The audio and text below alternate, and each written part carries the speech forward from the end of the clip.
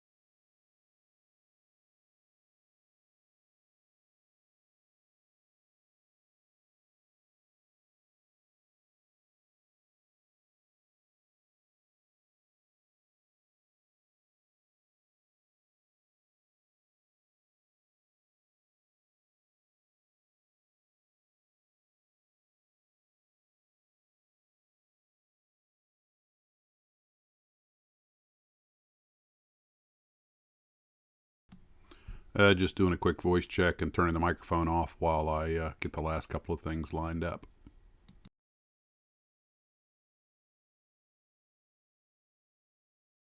Which is a fancy way of saying I'm having a hot tea to clear my throat so I don't hack and cough into the microphone.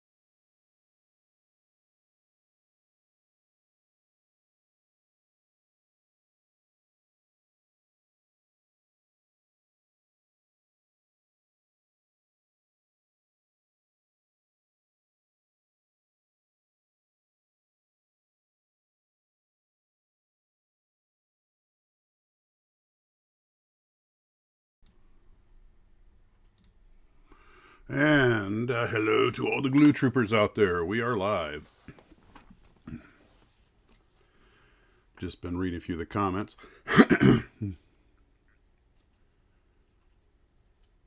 Oh, raining up in Minnesota. Well, that's a bummer. Well, guys, as you may notice, I decided to dedicate this episode to the late Mike Collins, the Apollo 11 command module pilot, which is why I have all of my Apollo stuff here on the desk cam.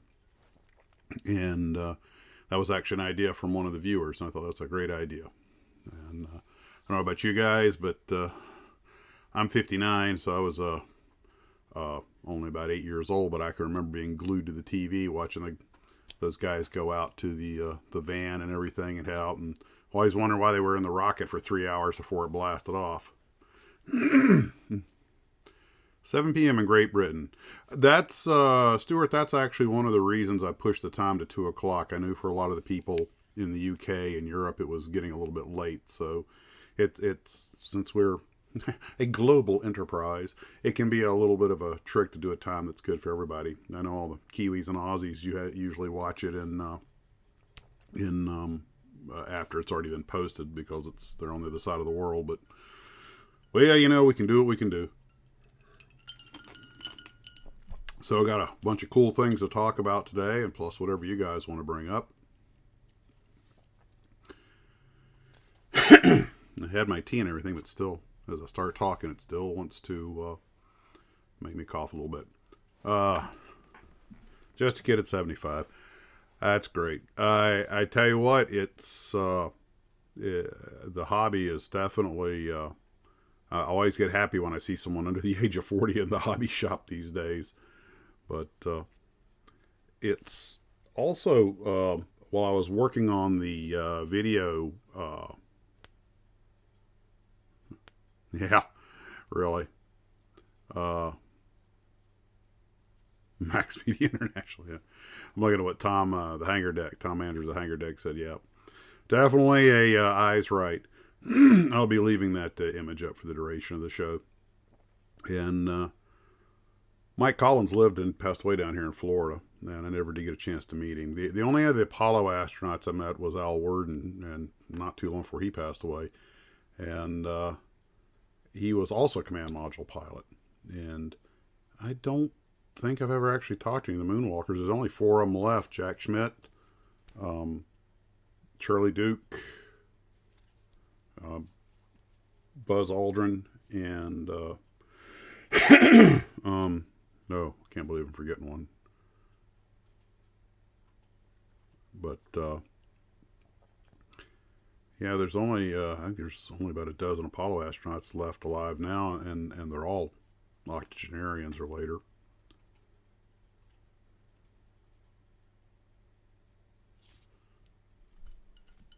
Oh no.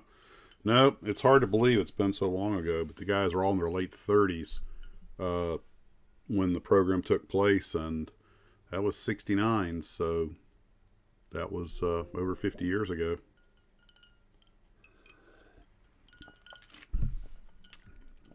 Gosh, I can't believe it's 50 years ago. I can remember how exciting it was. When you think about it, because the only 2 things you saw that were anything in action were the guys walking out to the van, which is still in the museum. I saw it a while back. And, hey, Kenneth. Hello, Sangwar. And then, of course, when the thing actually lifted off, the rest of the time, pretty much all you were watching was just the camera either bouncing back and forth between mission control and a view of the launch tower. And because there was so much that had to be done. Dave Scott, thank you. I knew him. And you know, I didn't meet Dave Scott. I stood next to him when I was in the movie From the Earth to the Moon. He was one of the technical advisors, and he actually leaned over the Mocher station that I was at in mission control. And I mean, I was literally like looking up at his left armpit. But we were told, because we were just extras, do not talk to the principals. That means you don't talk to the actors that have dialogue. You don't talk to the technical advisors. You don't talk to the director. They will bounce you off the set in a heartbeat for that. People are extremely busy. And, so I'm like, well, I stood right under Dave Scott's left armpit. So, but I couldn't talk to him, and I wanted to. I saw him talking to Tim Daly and was it Carrie Elways? They were, or it might have been the actors, because the episode I was in was about Apollo 13, and they had Tim Daly, I believe, was playing Lovell, and so they were all around the set. But they were filming various episodes, and I remember walking in. There were a couple of studios. This was done down at Universal in Orlando, and the reason they had so many extras was, of course, the Apollo 13 mission had so many people in there, and nothing was locked up. I mean, once you were in the studio, you could go from soundstage to soundstage. They had doors that would close, but they were just swung, and they had windows in them. I remember walking by and catching a glimpse of something out of the corner of my eyes. I passed one of the sound stages. I looked in there. It was a full-size Gemini capsule, as well as a cutaway for the interior shots. And I was around. What the heck? I walked inside, and I was flabbergasted by the detail. I thought they made a 1-to-1 scale model with just ridiculous level of detail. It wasn't until much later I realized that was not a mock-up. That was an actual Gemini trainer that NASA had hauled in because they were supporting the making of the Earth to the Moon series. So it wasn't a flight vehicle. It was a training vehicle, but it was identical to a flight vehicle, which would have made it even more important to me. Oh, you saw me in that pan shot? Yeah, with this hair. Had the black horn rims on. I kept trying to take them off because I didn't want to cover this pretty face. But Bryan Cranston was there, and this was before he was a big name. This is, I believe, before he'd done Malcolm in the Middle and any of the stuff that's made him a household name now. Back then, he was just an up-and-coming actor, and he was playing Buzz Aldrin because he was they were doing the episode with the Gemini, which is why the Gemini capsule was there, because he was in the Gemini-style white suit. He and Tim Daly were coming back and forth. They were doing a previous episode about one of the later Gemini missions. Actually, it was the last Gemini mission, the one where he and Aldrin. Well, they did a lot of things actually. Aldrin mastered the spacewalk, and he was the one who broke. Hey, Mark, you made it. He's the one that broke the code on how to do a spacewalk. Because a lot of people don't know this, but when Leonov went out to do his spacewalk, the first person in space, he spent almost the entire spacewalk just trying to get back inside because they ran into all kinds of problems. There's a couple of really good short documentaries about it, but the old saying, hey Jeff, never fly the A model of anything. He plans to do some extra acting ever again.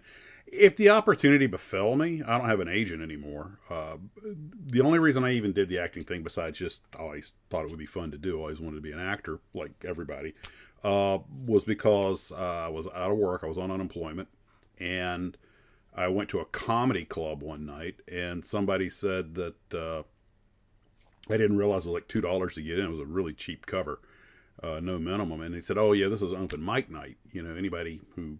They had this like little farm club right here in Jacksonville, and they said if anybody wants to get up with this guy over there, and show me your material, he'll let you come up and do it. So I started doing some stand-up routine stuff, and I thought, this is cool. And then it turned out obviously all the comedians also wanted to be actors, and which I can tell you right now, Florida and Jacksonville, not the place to get started in that career.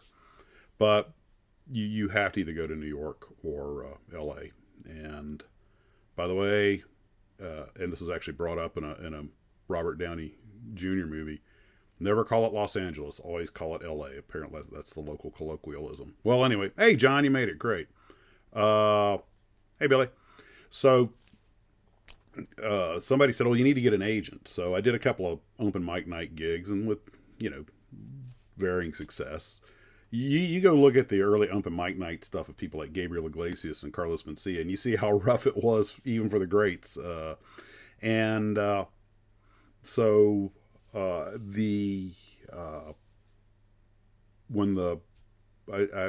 to the local talent agency, and I went down to Orlando, had my headshot taken. In fact,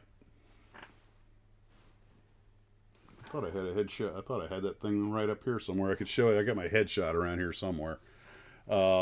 Of course, I'm 30 years younger, but took about 300 photographs of me in about 4 different costumes. And then I had to go through all the things, pick 3 that I wanted, and those were the ones. And uh, when they needed extras, of the phone would ring, hey, $50 a day, come out, and great. And then the Earth to the Moon was a 2-day gig, so you had to get your own hotel room, but they did feed you. And you had to bring your own dress pants and your own dress shoes and wear a t-shirt, because they're going to give you the shirt and tie. And what the thing that still astounds me the most about all that is, and mind you, I was in the Army for 4 years, so I know a military production when I see one. And this was run just like a military organization. In fact, in many ways, better organized. These people really knew what they were doing. Oh, Sarah Jane, well, is that good or bad that the surgery was postponed? I hope you're doing okay.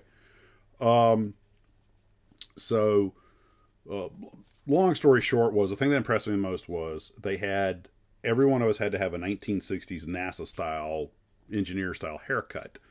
And they plopped us in those chairs, and not one of us was in that chair more than 3 minutes. It was like in the Army where they give you the crew cut. But these gals knew what they were doing, and they had 2 chairs and 2 girls working there, and in 3 minutes, they gave me one of the best haircuts I've ever had in my life. I looked like I should cut my hair like this all the time.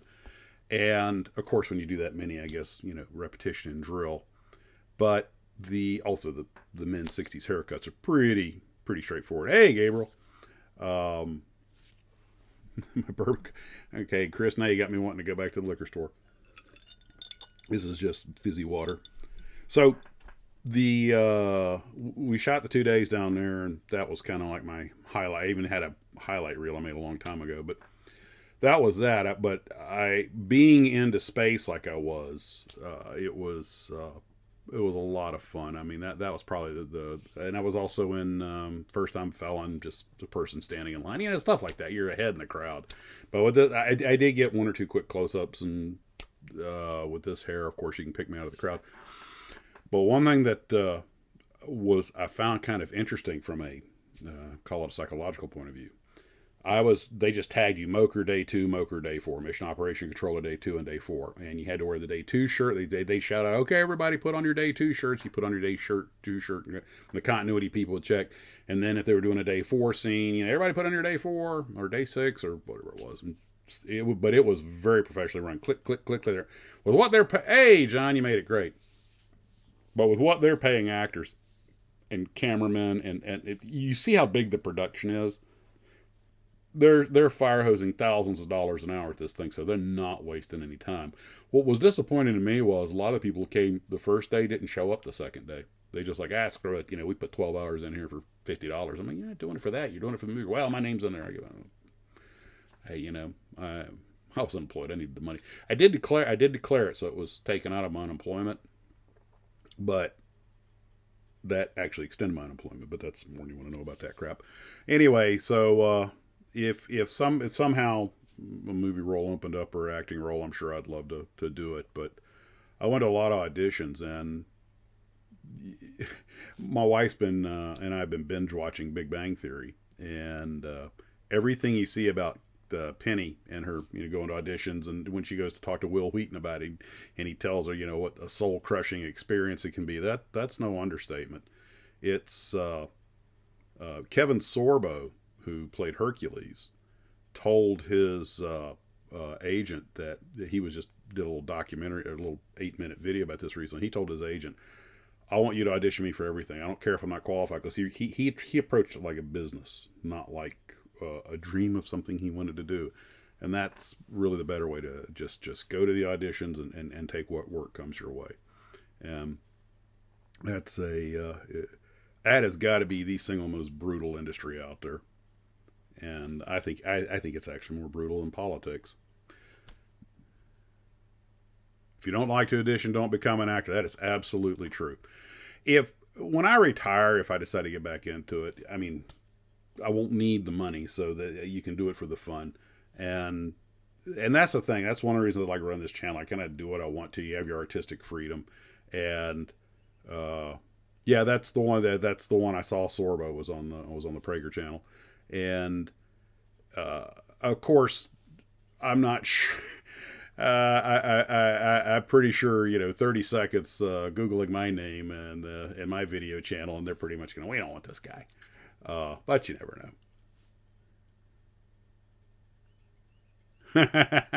Okay, Mark, I'm interested to see this one.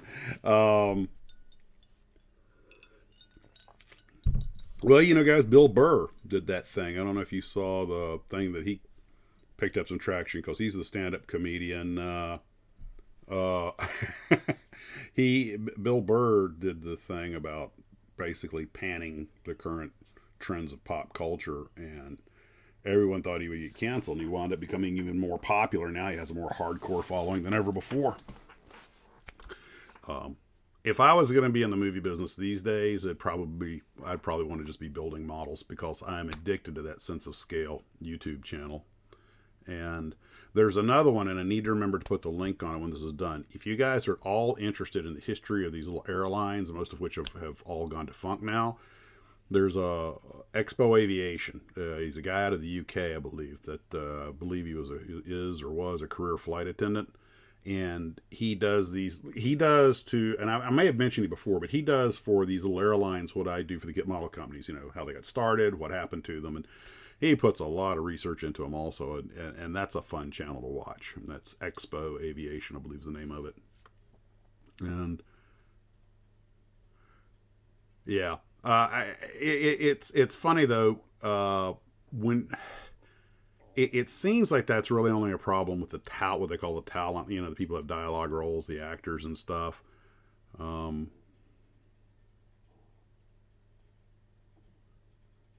You are in John, I agree. I'm not sure that starting these channels isn't kind of my way to be in the entertainment, let's call it the entertainment industry on my own terms.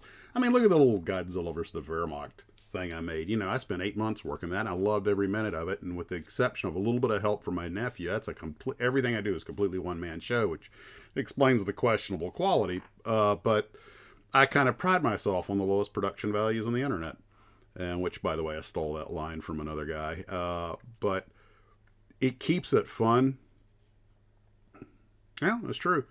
I will tell you one thing. If somebody said, what TV show could you be cast on, I'd want to be on The Mandalorian. I think that has become my favorite show. I just hope now that they got rid of Baby Yoda. And I'm sorry, Grogu will always be Baby Yoda to me. They're kind of floundering on where they're going to go next. The other one I wouldn't mind being on is the Orville.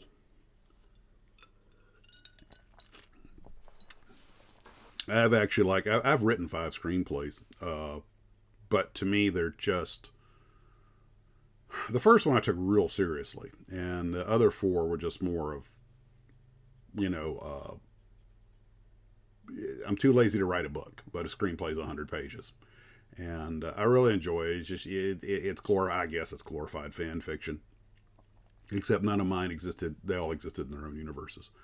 But, and I've built models for some of the stuff I've done. I built all the models that I used in the Godzilla movie. And I actually had to melt down a perfect good monogram Revell Mark IV Panzer, which I almost couldn't do it. Like, I just can't do it. But that one you see with the melted barrel, and I didn't mind torching the other tanks because a lot of those are largely prefabricated.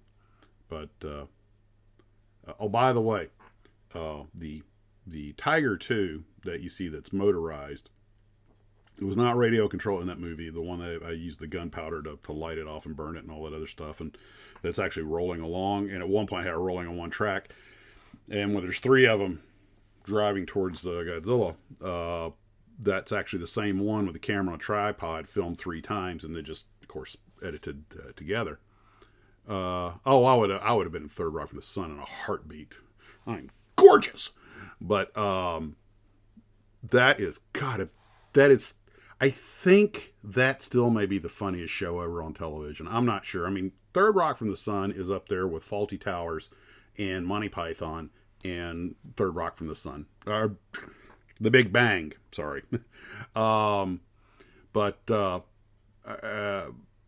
It's you guys have a lot of you probably seen the footage of that Grumman TBF Avenger splashing down here off Cocoa Beach. And the word that came out on that, everybody was cheering how the guy made this perfect water ditching, but the information that's come out since then has not been good. But I bought that tank, the Tiger II that you see me occasionally burning up or rolling in groups in the Godzilla movie. I bought that while at the gift shop at the Valiant Air Command. And I couldn't believe it. It was already made. I just had to stick the batteries in and put the tracks on it. It was already made. And for $25, it was actually a pretty decent model. But if it was cheap enough, I wouldn't mind destroying it. Well, and it got most of the movie bits melted. So, but that TBF was from the Valiant Air Command, and unfortunately, it turns out that the hero status the pilots enjoy, his brief moment of hero status, is rapidly waning, because it turns out that he was keenly aware, had been notified by several different people that he was trailing a lot of smoke for 22 minutes. And rule number one in a piston engine airplane, or really, any airplane, if you're especially a radial, because the way they guzzle oil, if you're trailing smoke, you're burning oil, you land immediately. And he wanted to make his passes, and he's like, no, we got to put him there, and just a series of very, very poor decisions that resulted in the engine seizing. There is no reason, and this is a couple. I think Juan Brown over at Blanco Lirio and the guy over at Probable Cause and a couple others have already started digging into this. And the classic airplane community is very small. These guys, a lot of them know each other, and go check out Grinder. Or was it Grider or Grinder over at Probable Cause? He gets into it, and he doesn't pull any punches. He's been involved with those organizations, and that's not the only mishap that they've had. That's too bad, because they got a beautiful collection. It's a great museum. I can't wait for COVID to be over and get back down there. I actually think I got a video of it on my channel. They've got a Canberra in the British Canberra, not the American Martin B-57, but the British one with the little bubble canopy, and the guys in back.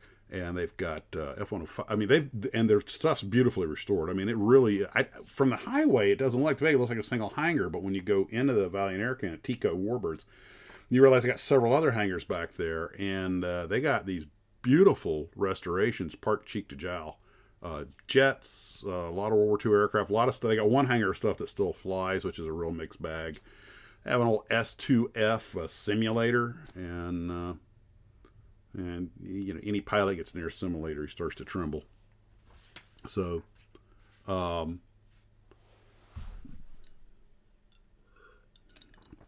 from New Jersey. John Erlita. I'm afraid I'm going to butcher that name. I heard about the Sea Fury crash. That's sad.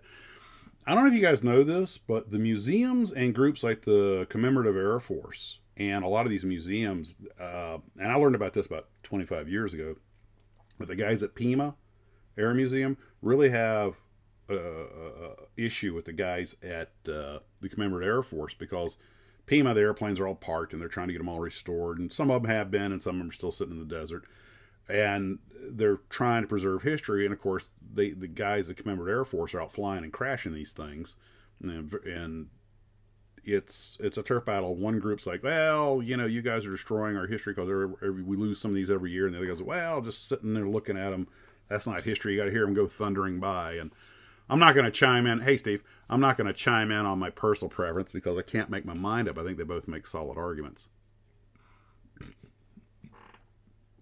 No, they found an alligator. Okay. I remember seeing, I think it was the Chieftain did no, I think it was a tank museum at Bovington, I think recently did something on the alligator. I could be wrong, maybe because they found that, but I don't know if anybody makes a kit of it. Of course, the Sherman can easily be turned into a Canadian, was it the Buffalo, basically the APC that the Canadians made out of the Sherman chassis without a turret, which by my understanding was actually quite popular. But anyway,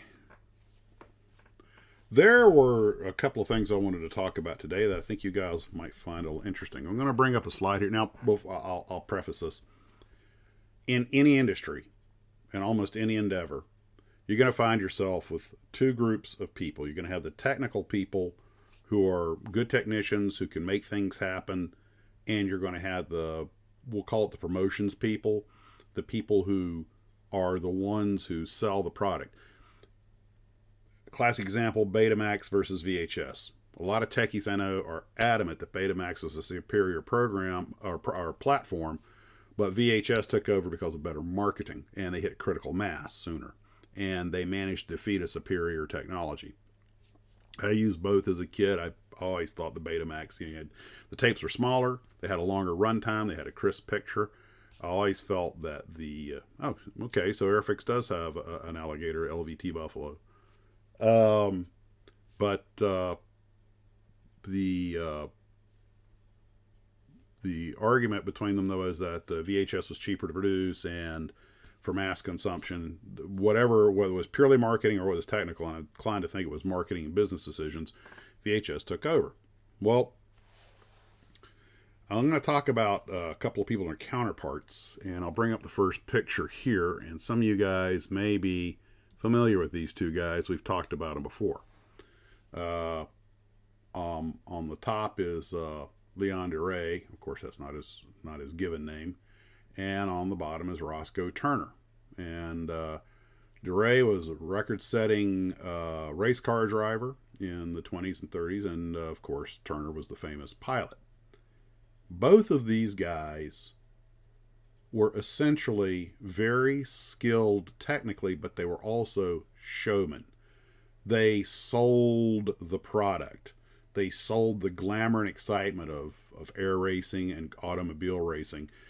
And their flamboyant natures really helped to sell sports cars and aviation. Now, today we think these things sell themselves. Hey, Fishing with Bob, I was just talking about that earlier. I can loop back to it, I guess, if you want. There is, and I recommend going out to Probable Cause. Is it Dan Greider or Juan Brown Blanco Lirio? They go into detail, but the shorts, they did drag that thing out of the water the next day. It's been pulled up on the beach and moved away. But he was trailing oil for 20 minutes and was told to land and didn't do it. So that's, I think when it's all said and done, it's going to go down as a pilot error. A lot of people are really upset also that he landed so close to shore because there were swimmers in that water. And Greider goes into detail about what would have happened if he had actually landed on somebody. And apparently the person running the FAA right now under the current administration is no friend of vintage aviation. They would love an excuse to ground all the old airplanes. So I'm gonna hand you. When this is done, I'll probably link a couple of their videos to it. But I'll give Grinder, however you say his name, over at Probable Cause. I'll give him credit. He doesn't pull any punches. And that's funny. That actually makes a segue into this in a way, because back when guys like DeRay and Turner were racing, there really weren't much there were rules, but not a lot. Today we fly with rules stacked up to our necks. So you can sort of forgive the devil-may-care atmosphere it seemed like they created. That aside, though, Turner and DeRay were both actually technically very proficient. In fact, it wasn't until 1990, I think, that Mears Racing broke DeRay's record on starting positions. And these guys really caught the public imagination, and that's what they were trying to do. There's another thing that was very important. Both of them were sponsored. These guys were both into sponsors before it was a real well-known thing.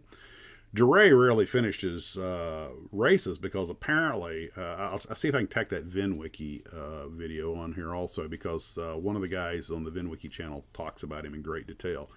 And DeRay was usually so hard on his car that it didn't finish the race. He frequently didn't finish the race, but he was there not so much to win as to promote his sponsors. So when his car would crap out or whatever, he would go to the microphone and spend an hour, as with a champagne glass in one hand and a pretty girl in the other arm, chatting about the the product that he was out there to sponsor. Sponsors absolutely loved him because he brought attention to their product. And he was making a lot more money apparently off of sponsorships than purses. Turner, although he was promoting things like Champion spark plugs and Gilmore, he had Gilmore oil. He did have sponsors. That's why I had Gilmore, the little lion cub there. It was all just a promotional thing. But he was also a very proficient pilot. You don't survive in those days without being. But both of these guys were extremely important to their respective fields to promote them. Because a lot of people, it's hard for us to understand today, but back in those days, there were a lot of, the idea of a sports car or a fast car or an aviation, we all know, was really hard to sell to the public. They were like, no, we don't need this. It's too dangerous. And why should we want this? Then you get these flashy guys that come out and win races or flamboyant, larger than life, kind of characters. And they're promoting this, and what they do is they not only they grab the public attention, but they help get the next generation interested in what they're doing. Now, they're counterparts to one of each to each other. One in cars and one in planes. But there's also another type of person. Now, these guys are the promoters. They're the people who know how to get it in the public imagination. But neither one of these guys, to my knowledge, ever really... Well, I shouldn't say... In other words, I don't want to say they didn't advance the technologies, but they weren't the ones who personally advanced the technology. Now, in the case of Turner, for example, he did go to Jimmy Waddell to get a Waddell Williams racer. He went to Matty Laird, said, I want to design an airplane to this spec. And so he did help push it, but he had other people do it. But then you have people who, like Doolittle and Nuvolari, who actually themselves did a great deal to promote. They personally, physically, were involved in the development of a lot of things that advanced the technology. Apparently, Nuvolari was always tinkering, and then you've got, of course, Doolittle, who's just legendary. I mean, he has so many accomplishments. We'd be here all day talking about it, which is why we covered him in the other video. Instrument flying, first outside loop. Pioneer managed to get the oil companies to pioneer high octane fuel so they could build higher performance engines. Then, of course, inconsequential little things like, the Doolittle raid on Tokyo and all these other things. I mean, go on. But what I bring up about these two guys is that neither one of them really appear to be going after accolades. Nuvolari was a guy who wanted to make a faster car and just wanted to win. And what always amazes me is how he did it with seemingly meager resources, especially when you compare it to the German teams that he actually beat, had much newer, more powerful cars. But I think in Nuvolari's case, he largely improved auto racing, not through technology, but through technique. His driving style was apparently one of a kind, and many people have said the greatest driver ever was, ever will be. And, of course, you got Doolittle, who also is in a class by himself. But apparently these guys were not really out to attract attention to themselves. They were out to win the race, to do the job, to complete the mission. And they both, in my opinion, were kind of the penultimate professionals in their respective fields. I can't think of a single race car driver that anyone would rate above Tazio, or a pilot that anyone would put above Jimmy. I mean, whereas DeRay and Turner were great at promoting, these two guys were probably the penultimate in their fields, and may always be the case, especially given that in the future of aviation, I'm going to be honest with you. Now, I learned in a little tail dragger airplane with an 85 horse engine and a narrow landing gear. It was pretty tricky. You had to dance on the rudder, so I had to have some pretty decent skills when I was young. If that airplane was parked outside today, I wouldn't try to fly it without getting some checkout with an instructor, because I'm so rusty. The airliners we fly today are really, although very complicated and a lot of machinery in them, they're actually very easy to fly. You can learn to fly them on 75% of it on a computer. They're the future of aviation is not going to demand highly skilled pilots in the sense of the old airplanes that were tricky to fly. Modern aircraft are extremely docile, and I don't think we're ever the aerobatic guys like in the Red Bull and stuff are pretty impressive, but their airplanes are also extremely well made and very predictable. I don't think we're ever going to see this level of piloting and innovation in a single person. Again, just by the nature of how complex and expensive aviation has gotten. I can't speak for cars, but given that everything from Top Fuel dragsters to NASCAR, they basically dumb down the cars and put restrictor plates on everything else because the technology has far outstripped the ability of the tracks. So I think everyone here knows that you could make if you made a modern NASCAR stock car. Well, like he said, there's nothing stock about a stock car. But if you took off all the limiters and just made one that could do or a dragster that just was unlimited, it'd blow right off it wouldn't be able to keep it on the track. The technology has advanced to the point that it's just outstripped. So now we have to, force them to throttle the technology. Yeah, by the way, I didn't realize I was halfway through the book on Nuvolari that what they call auto union is what we know today as Audi. And that also made a lot of sense.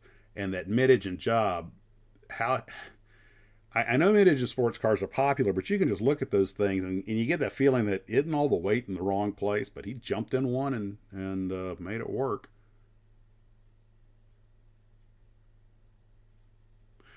Okay, so Jackie Stewart was responsible for a lot of the safety, in your opinion. Which pilot did the same for air safety? I know this sounds cliche, and I don't mean to say it, but I'm going to go back to Doolittle. Doolittle did push a lot of safety innovations. The biggest one was his advancement in instruments. Believe it or not, pilots actually flew on instruments before Doolittle had developed those instruments, and he didn't do them alone. He was one of a team, but he was leading the pack. But there were a lot of crashes due to instrument flying, and I would say that instrument flying was probably the single biggest paradigm shift in aviation, pretty much since from the Wright brothers up until, because everything flew visually. There were baby steps in advancement of aircraft. But when Doolittle put that pack of instruments in there and hey, look, you can make a blind landing, that shifted the way training and flying and orientation was done. Now the airliners would be able to fly in any weather and not have to cancel. Pilots wouldn't have to scud run. I mean, truly instrument flying was a bigger paradigm shift than moving to monoplanes or retractable landing gears. Those were all incremental technological advancements. Instrument flying was a paradigm shift. And I would say it was a bigger paradigm shift than jet engines. And the reason I say that was because the jet engine allowed the airplane to go higher and it allowed it to go faster. But think about it. A flight from Miami to New York in a Constellation was about 5 hours. In maybe 4 hours. Actually, I think it was 3 hours and 40 minutes. In a jet, it's 2 hours and 20. So the difference between 300 miles an hour and 500 miles an hour is substantial, but you just get there a little faster. And yeah, you can get up above some of the weather. But I really can't think of a bigger paradigm shift than instrument flying. And the next one, and this as a pilot, I'm glad I'm getting near retirement. The next one is going to be the single pilot cockpit and then the pilotless airplane. And although we may not be around for it, it's coming. And I think you're going to see pilotless cargo drones and I don't mean little Amazon care packages. I'm talking about real 737 sized jets with no pilot on board flying boxes in 10 to 15 years. That's my guess. And but you know what? Such is the march of progress, right? I will say one person that did a lot for the advancement of aviation. That most people all know as the designer Kelly Johnson. His designs were a true quantum leap in performance, both in altitude and speed. And of course, he didn't do it by himself. Yeah, the passenger drones are probably coming too. They've already in Dubai. They're already working on those little quadcopter style things that are,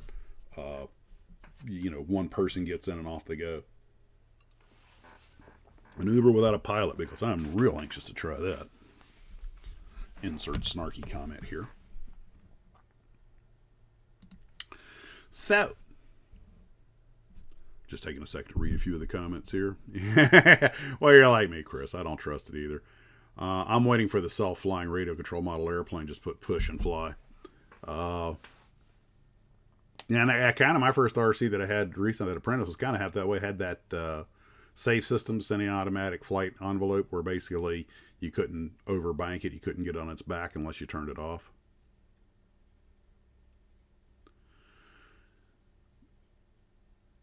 The radio direction finder was important, but they'd had those for a long time. But the thing is that you can, and I've done it before, even in small aircraft, you can fly surprisingly accurate over a long distance if you have a good dead reckoning setup, a decent compass, time, speed. I mean, it's all math. The big thing you need to know is wind.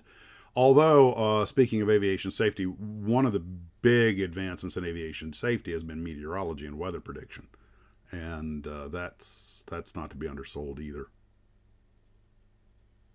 No, John, you're absolutely right. The human...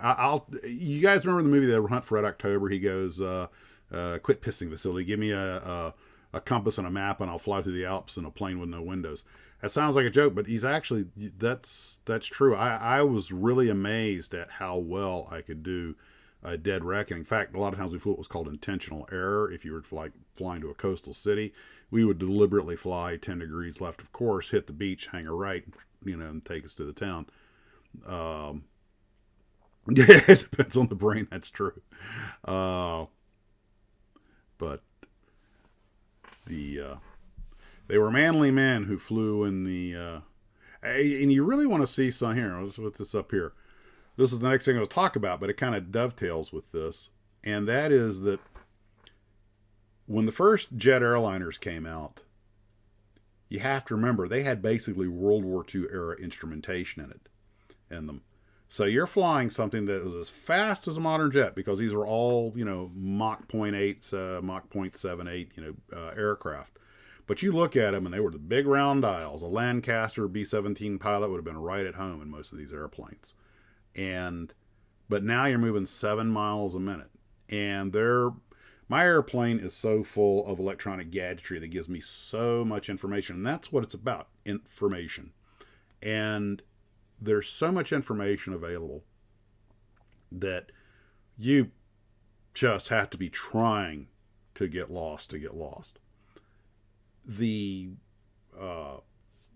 the Concorde had, by today's standards, pretty basic instrumentation for navigation. Of course, by the time it came along, they were dealing with some pretty good INS systems, the inertial nav systems, and the VORs had improved a lot over time. The TACANs and the VORs and the high range stuff. LORAN had come into use. But that being said, though, still a lot of places didn't have that, and you were still flying jets and moving 7 miles a minute.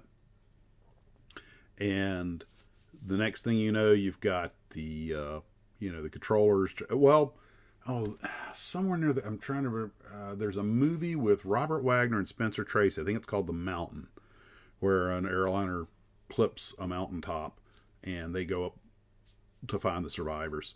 Well, and as an airline pilot, it has the creepiest beginning of any movie, because you see the really good model work. By the way, they made a fictitious airplane, probably so they didn't get in trouble with any of the manufacturers. But you see this airliner flying across the clouds, it's starting its descent. You see the close up of the crew with their face up against the windshield, trying to see what's going on, and then you see the plane, the really good model work, Lidecker work, I think of it. Clip a mountain. They used it at the beginning of a Jerry Lewis movie also. They just recycled the footage. But it clips and tears a wing off. And As a kid, I'm not joking, as a kid, I had nightmares about that. That rivaled my Godzilla nightmares. I was terrified of flying an airliner at night because I just, we're going to hit mountains, even though we don't have them in Florida. I can remember having bad dreams. The mountain, yeah. I can remember having bad dreams about that because I knew I wanted to be a pilot. And I was always saying, is there a way to avoid that? Well, as I got older, I saw that clip on YouTube or something, and I was like, you know what? I should research that. Well, it turned out it was based on a real incident. There's a mountain. Oh gosh, is it near Italy or Switzerland? I want to say it's somewhere near the Mediterranean, and it's clipped. It's gotten 2 airplanes. And what happened was, I don't know how much you guys know about non-directional beacons, but before the variable omni range receiver came out, a lot was done on RDFs and ADFs, automatic direction finders. The ground had an NDB, a non-directional beacon. It just bleep. It literally just shot out a beacon, and the needle just pointed towards it. Problem was, those signals bounce off everything, including, of course, mountains. And it's real easy. And back in the old days, I don't know why it worked this way. When you flew over the beacon today, the needle reverses, and that's how you know you've gotten station passage. Well, in the old days, it did a 360. But you could actually tune in, and depending on the atmospherics, the signal could bounce. If you ever watched that John Wayne movie, not the high. It was No Highway, I think. No, not no. What's that one where he's up in Canada in the DC-3 and they have to make the emergency landing. Anyway, no Island in the Sky, and the navigator's trying to tune in with the automatic direction finder, and he finally gets a strong signal. He goes, I've got a strong signal. And he goes, can you be identified? And they stay on it, and it turns out to be a radio station in Pittsburgh that the signal had bounced off the ionosphere and come back down and gave him a really strong signal hundreds of miles off course. So I think it was Islands in the Sky. But anyway, apparently this was happening to these guys. They thought they had a strong signal, and apparently the ADF needle spun on them, so they thought they passed the station, but what they caught was some kind of erroneous signal. And they started the descent early. And in those days, you didn't have radar coverage like you do today. And radar coverage will spoil you in a heartbeat. Well, having a guy who can see you clearly on radar going, you're at position X, of course, with all the moving glass cockpit and all the stuff we have today, it's easier than reading a road map. But in those days, it was watching needles react to one another. And, I forget, it was a Viscount that clipped it. And then, 10, 15 years later, I think it was Sud Caravel, a jet. Exact same thing, exact same mountain. Started down early, clipped the mountain. Terrifying stuff. And the VOR helped some of that go away, but it's not flawless. And let me tell you guys, and this, by the way, just happened a few months ago. It happened to me. The instrument landing system that we all use. Now, of course, we have the GPS approaches, which are preferred by most people now because they're just pretty bulletproof.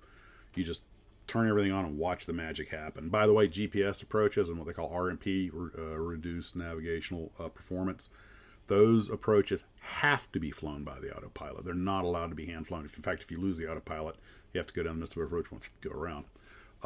But the standard old ILS, instrument landing system, that we've been using for 56, 70 years, I think it goes back to just after World War II, I guess. The instrument landing system still uses a signal that shot down the runway, one for the glide slope and one for the localizer. And I'm coming into New York, and I armed the approach mode, and the airplane immediately made a left turn. Now, fortunately, we were in VFR conditions, but I'm also looking at my moving map going, that ain't right. So I kick it back to heading mode, get back on. What had happened is that the instrument landing system, there's two things that can happen with an instrument landing system, even a modern one. One, it shoots that beam out at a very specific angle, but what you might call ghost beams, or known as lobes, will go out further, and they can be strong enough that if you arm the approach before you're close to the localizer, it'll pick up one of these ghost beams and try to track it, and that's what happened with me. Also, sometimes there's another airport that might have a frequency that it picks up on that. But in this case, it just caught up it caught up a false lobe, and I mean it was going to turn way off course. And so even in modern systems, they're not perfect. There's certain things you have to do. And these guys that were flying these old jets with these primitive instruments, there are numerous mishaps that took place because of the primitive the engine performance and the airframe performance had outstripped the navigation technology. And they had no way of detecting a tailwind or anything. If they literally had to sit there and stopwatch and see if they were passing their nav aids too quickly and try to sit on paper and figure out what their tailwind was. And like I say, advances in meteorology. Mine, I look down, there's a little wind tee with the GPS that says, okay, you're indicating this speed, but you're going that fast, so that's where your wind is at. I am so blessed to have the information I have. It makes my job a lot easier. Oh, okay. Well, take care, Ken. We'll catch you next time. Yeah, there's going to be, especially with our generation, a huge problem with people accepting jets that don't have a human being at the controls. They'll start off going down to one pilot. I mean, don't forget, airliners used to have 4 or 5 guys in the crew. Now they got 2.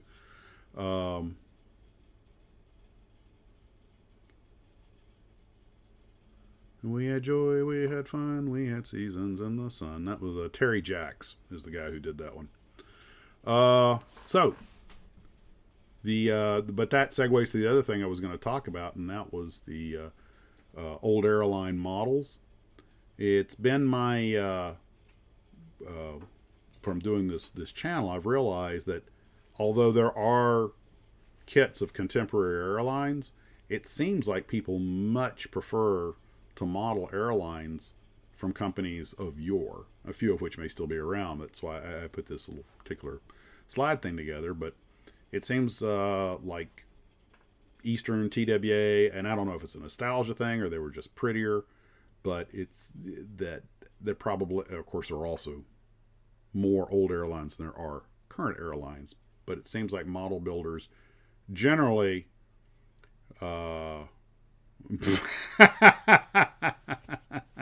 we can gab with the best of them, Chris. It seems like folks, model builders, really have a preference for the older airlines. And again, I don't know if it's nostalgia. Personally, I think the airplanes are just more interesting looking. Plus, I can remember seeing some of them. I agree, John. I think the aircraft were more attractive to look at. And I think my personal favorite, somebody just recently gave me one of the Convairs, just because, well, that and the L-1011. And the Convair to me was just the idea of making all that work to make an airliner go just under Mach 1, get that extra 20 knots out of it. And it's really typical of Convair. You like, these guys were either certifiable geniuses or certifiable lunatics. You look at some of the things they did in those airplanes to make them go faster, and I guess gas was cheap back then. But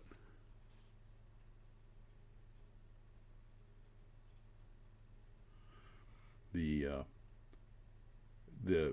when you look at like the VC-10, everything I've heard about that airplane, a little expensive to operate, but everyone I know who's ever ridden on one or had any experience with it has said that it was absolutely the nicest airplane to ride in.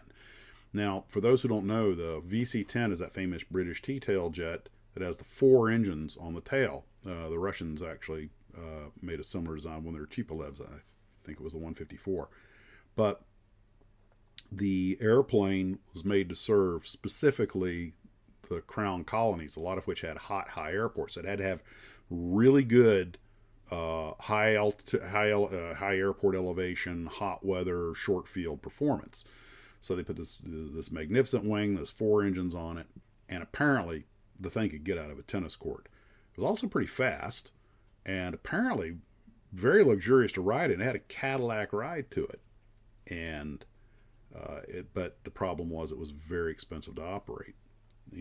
And the L-1011, which is probably my personal favorite airliner. That and the 7.5, but I think just if somebody said you're going to fly your whole career in one airplane, I'd probably pick the L-1011. And it was, again, and I fly with a bunch of guys. One of them was an instructor in it, and a bunch of them flew it. And I've never heard someone who flew that airplane or worked on it have a crossword towards it. It was Lockheed's masterpiece achievement, but the bean counters didn't like it because cost of operation versus the number of seats, and for technical, it was actually what the guy Mustard, the channel Mustard, he did a really good video on the L-1011. What was so great about it, the auto land systems and everything else, a lot of advanced systems, but it also suffered from having uh, a lot of teething problems, and the DC-10 managed to get a jump on it. I have yet to say anyone the DC-10 was a better airplane, but it was out first. Eastern got some of them as a temporary fix till they get their L-1011s, but it was cheaper. And don't forget, the DC-10 started life as a two-engine airplane before the feds were allowing E-tops on two engines. So they said, nay, nay. And you're not going to get to do just two engines. You're going to have a third one. So they literally just sawed the tail off, put an engine in there, and stuck the tail back on it. Voila. Whereas the L-1011 has that beautiful S duct and everything, and much cleaner lines. But the fantastic machine. But they got old, and they didn't. And Lockheed lost money on them because they never made enough of them. The VC-10 was very nice. I have heard that, but you could probably put more modern engines on it now. Yeah, the Convair 990. That is, was just talking about that. Convair wanted to go fast, and it really has the most rakish look of anything but the Concorde. And of course, the Concorde, I don't even consider that an airliner. The Concorde was to Europe what the Apollo program was to the United States. It was a technology demonstrator. And just reading a couple of comments here.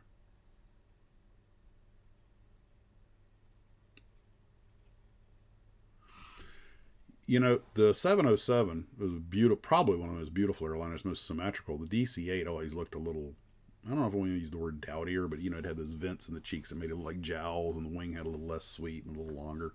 But it was a great airplane. Guys who've flown it told me it flies a bit like a truck, but it's very dependable. But the 707 was unfortunately paid for that sleekness by having a bit of a Dutch roll issue they had to get worked out of it. But they've flown so many, they built so many of them in different variants of, 135, 720, 707s, different airplanes, but more or less basically the same, that they managed to get the bugs worked out of it. And I actually saw one real honest to God 707, the last one that's still in commercial service in the United States down in Miami, and it's only available for charters. And it comes with a buttload of limitations because it's got those big noisy engines on it. But somehow and now this is a couple of years ago, but somehow I think it was XO Aviation had it, but somehow they had managed to keep it in operation. I've jump seated L-1011s a couple of times. They have a magnificent cockpit, the flight deck, and one of the most. I went all the way across the United States from Atlanta to San Francisco in Delta L-1011 jump seat, and beautiful day to fly across the country. And that was a very memorable ride. We went right over Yosemite, right over El Capitan Mountain, where the skydivers like to base jump, and we're looking right down at it. And I was like, man, I would have paid good money for this view. And I was right behind the captain to his left, so I had that big back picture window, so magnificent visibility. And we took off in the morning so the sun was behind us, so it wasn't beating down on me. Well, guys, we're going to take a very short 5-minute break. I'm going to be right back.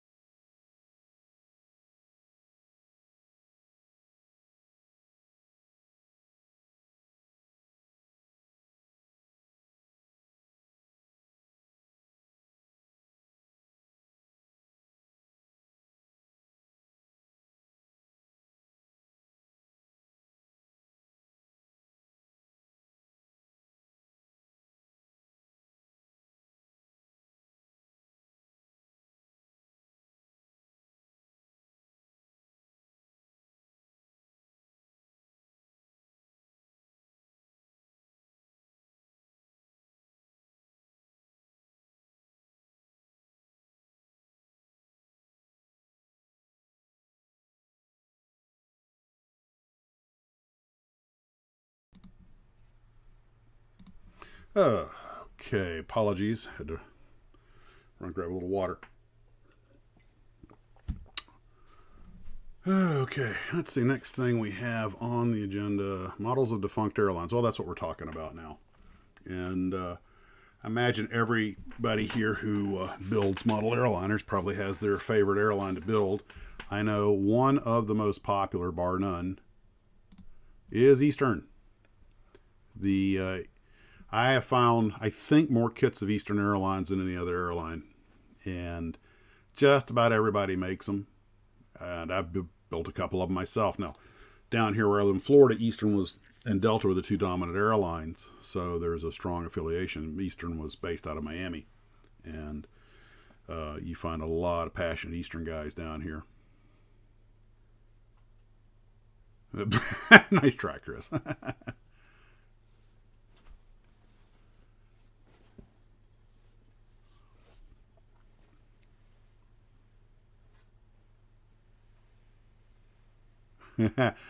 Yeah, Lance is talking about flying off the coast of Florida. It is true because I flight instructed out of Jacksonville for a long time, and there's actually not that uncommon to fly around, see all the people splashing around in the water, and then fly around a little more and see some, let's say, exotic marine life.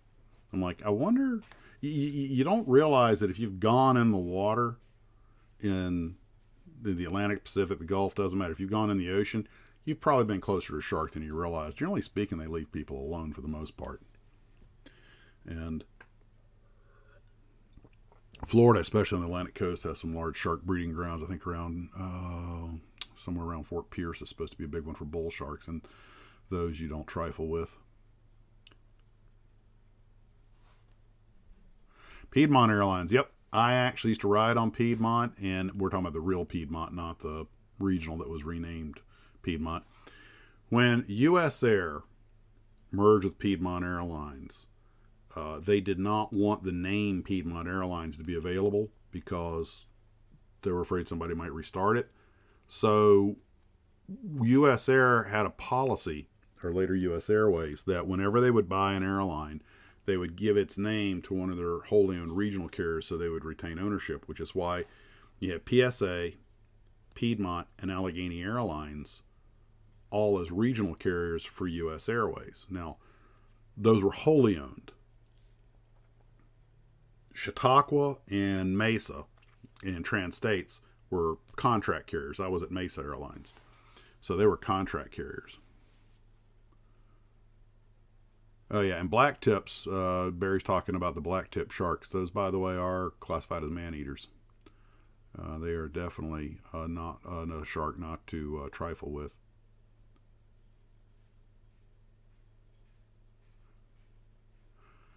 Now, by the way, guys, if you see Eastern Airlines, and I just saw an article on Eastern Airlines today, there's Swift bought the name, the rights, and they run, but it's not the Eastern Airline of yore. That one and went away in 91.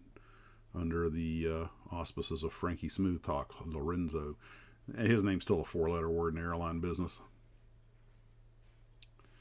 Yep, Allegheny and Mohawk. And what was it? Mohawk's airline motto? Was it the Trail of the Great Chiefs, I think?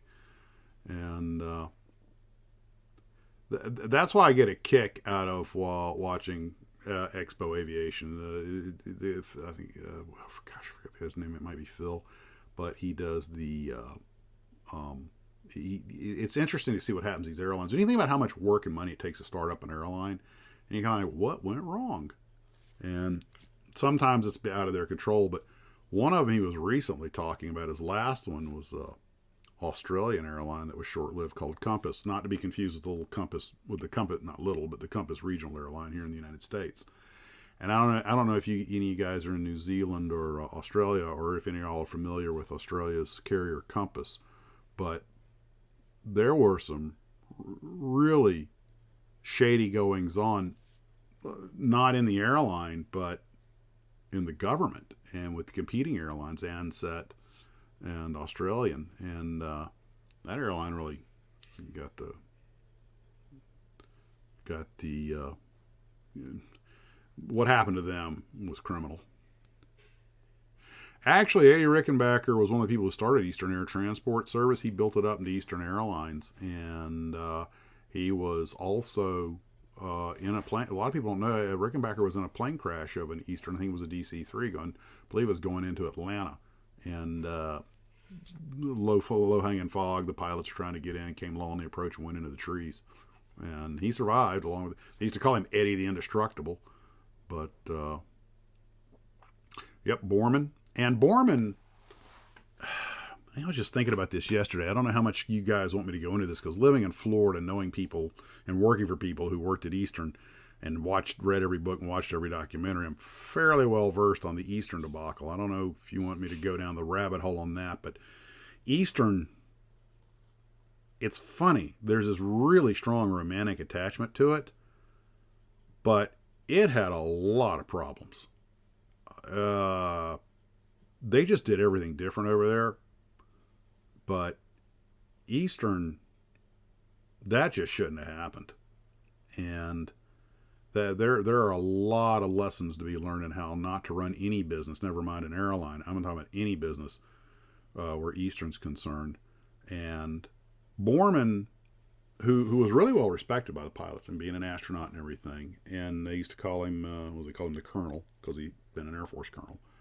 And Borman apparently was very much a hands-on, brass-tacks technocrat type of leader. He was not a guy sitting up in the mahogany castle, passing dictates to his underlings.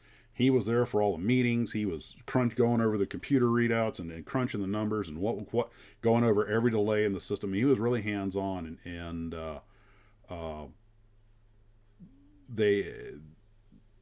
but how can I put this? Now, he was of a generation of people with a military background, as were many other pilots. Charlie Bryant, who ran the Machinist Union, was kind of your classic blue-collar labor guy. And I can't help, you just cannot avoid the analysis that at a certain point, egos were playing a big role in what happened at Eastern. And the egos between these two individuals had a lot to do with it. That is by no means the sole cause of their demise. There were a lot of factors involved in that. But, you got to be careful. I don't want to get a email box full of hate mail. But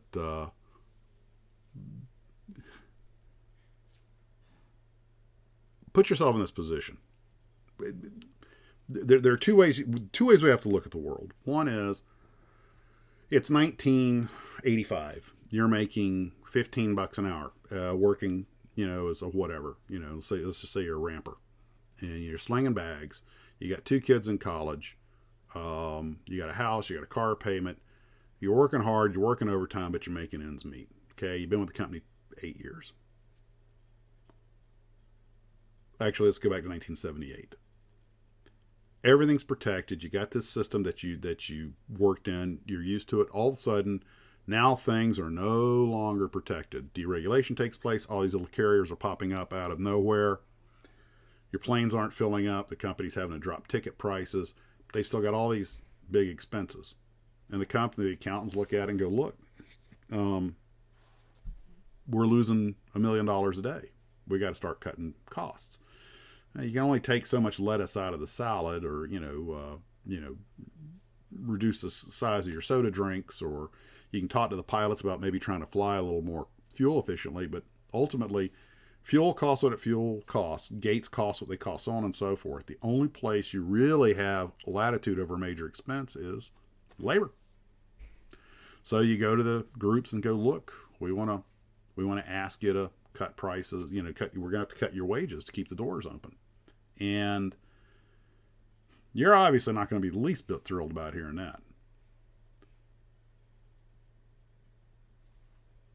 You've got management guys who take the attitude of, and I'm not talking about Borman specifically, this is our airline, we run it. If you don't like it, go somewhere else. And if we can't come to an agreement, we're just going to start firing people. Now, bear in mind, this isn't a company that's making money trying to make more money. This is a company that's really looking at a real threat at its door.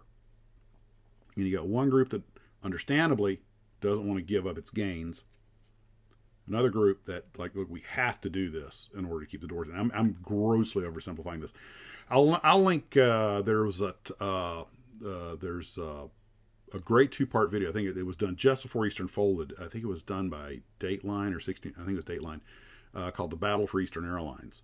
And I'll see if I can find the link and put it on there. It goes into a lot more detail, but it got very punitive very quickly, and both sides dug in, and there were strikes, and they were hiring scabs, and it just the relationships on both sides, it just fell apart. Borman actually offered to resign if it would save Eastern, and the board of directors said, no, we're not accepting your resignation. And Charlie Bryant was the one that, when Lorenzo saw what was going on, was like, and and Charlie Bryant, who passed away recently, figured, well, here's somebody I can deal with, and he made his deal with the devil. And I don't think he knew that he was dealing with the devil. And of course, you look at what Lorenzo did after he got it, and all of a sudden Borman was looking real good. There were other things besides the labor problems. They were a major issue, but there were two things that people often overlook when they talk about, Charlie Bryant ran Eastern, bankrupted Eastern, or Borman bankrupted Eastern. These two guys not being able to get along destroyed Eastern. Nah. Because one thing was the 91 Gulf War, which of course everybody was scared of terrorism, fuel prices spiked. Then there was also the change of travel habits. One thing that Borman did do that blew up in his face was he made Eastern the launch customer for the 757. I can remember being at DCA and seeing the Eastern 75s. They had, instead of having the Eastern Speedbird on the tail, they had that gigantic 757. It was a promotional thing. But they got these brand new airplanes because Borman anticipated that the price of fuel would go up, as it usually does, and 727s are getting old and thirsty. So are the DC-9s, for that matter. But price of fuel didn't go up like he expected, so he was stuck with these very expensive leases on admittedly new and efficient airplanes. And then there was the delays with the old 1011 that didn't help. But it's very, very. There were a lot of things that happened, but ultimately, I think the thing that killed Eastern was the relationship between labor and management just got to being completely toxic, and labor showing these ideas to save money, and management doesn't want to hear it, and guys actively going out of their way to disrupt. Well, I can swap this engine out in a couple hours. You know what? We'll just go by the book, one page at a time, and take 3 days to do it. That kind of crap. And it was that old saying, a house divided cannot stand, and that is pretty much, if you would have put any epitaph on Eastern, that would be it. A house divided cannot stand. And I'm being just really, a lot of the liquidations were another big problem. You guys may not know this, but Trump owned what used to be the Eastern Shuttle. And that became the Trump Shuttle for a couple of years. And one could argue paid way too much for it. I think he wound up selling it to Merv Griffin, and then it changed hands. US Air ended up with it. I don't even know who has it now. Is it American? But that's the one that does the LaGuardia, Boston, DCA triangle. And the very last 727 at US Air, I saw it just before about a month before they retired it. It was sitting in LaGuardia by the terminal with ground power plugged in. I was like, we still have a 7.2? And he goes, it's the only one left, and it is the ready hot standby for the shuttle, which already migrated over to the Airbuses. And that was the last 727 at US Air, or US Airways.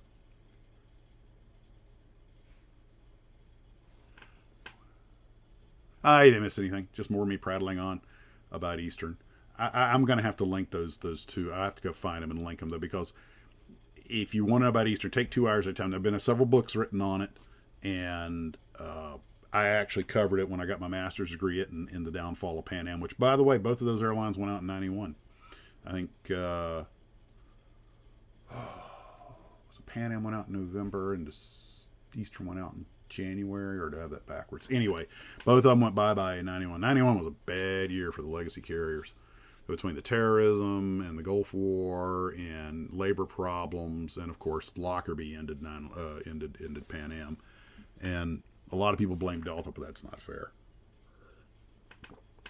And there's a point where you just have to throw in the towel. Now the names keep getting sold because the names have value. There have been 2 iterations of Pan Am, and now there's another iteration of Eastern, none of which have anything to do with the original.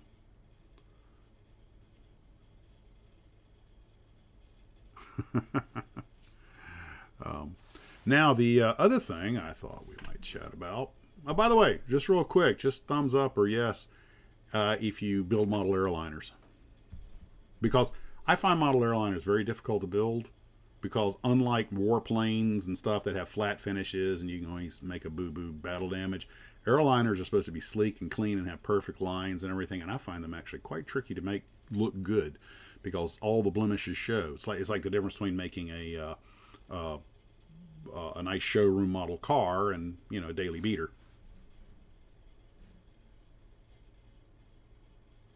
If you want to make a stick to charters, actually, there's a logic in that.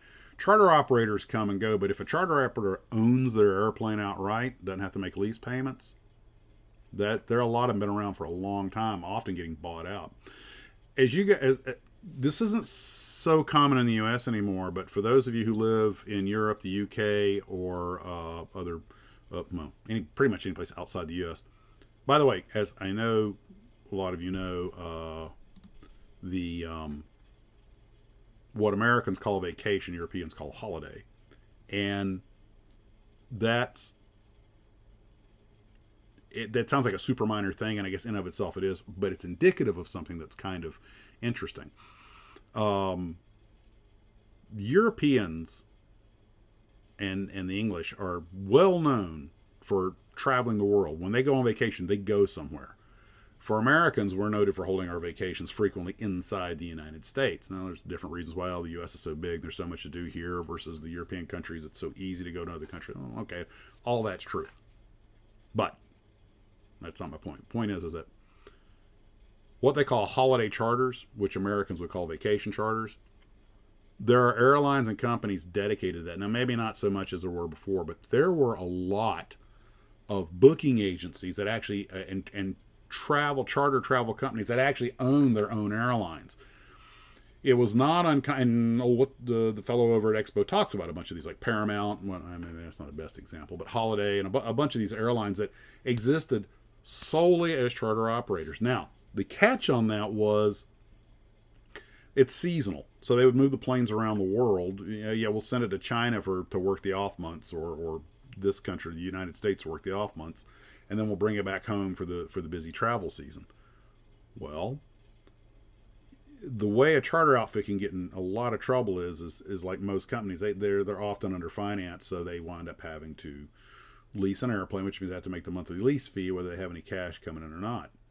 It's true they don't fly the airplanes if no one's renting them, but you still got to pay the crews and keep the training up and pay the lease and pay the parking. And it's not a small thing. You've got to keep the airplane working. But apparently a lot of the major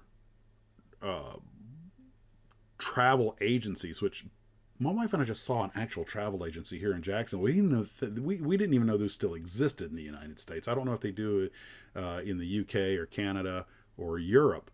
But they didn't even exist. I thought they'd just about all gone away thanks to Wikipedia Expedia, and all the other online.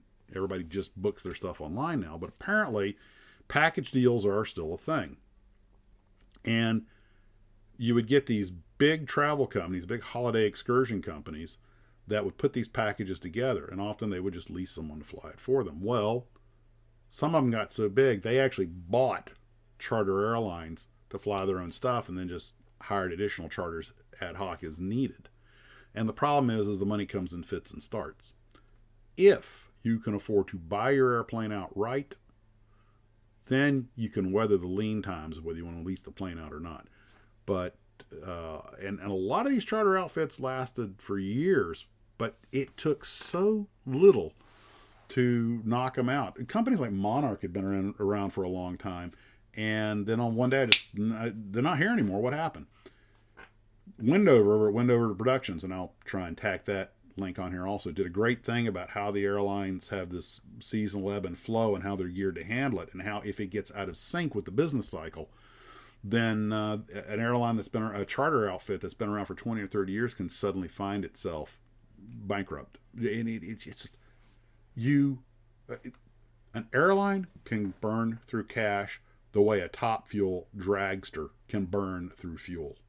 It's what is it? A top fuel dragster burns, was it 5 gallons a second or something? I just watched a documentary on them last night that Curious Droid did. I'll link that on. And if you don't even have to like cars to find this interesting, but I knew that the dragsters were just, these intense, super high performing machines. I didn't realize how small those engines actually are. What was it they're limited to? 500 cubic inches? And I didn't appreciate the technology that goes behind them. What kind of person straps themselves behind that kind of engine? It's like flying a GB with a jet engine on it. It's, my God, it's like pod racing. How can a human have a reaction that fast?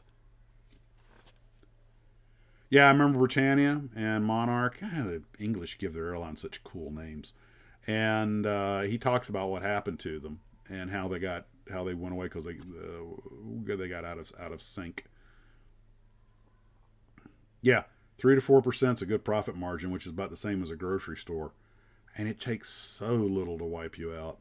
I'm happy to announce that according to our last quarterly thing, my company did show that we were money up. Hooray! But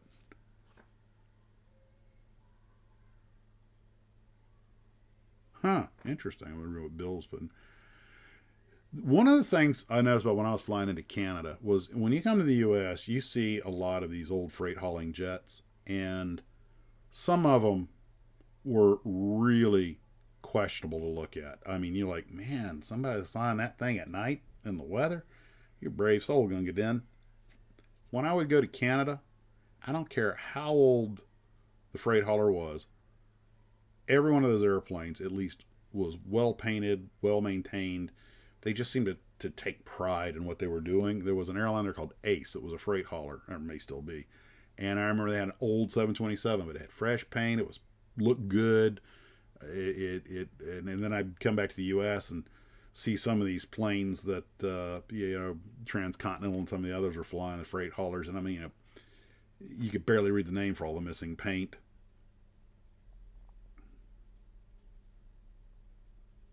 I don't know, John. I think they will. Maybe it's hard to say, but we're building our route structure back up. I just put my bid in today, and it's on the mend.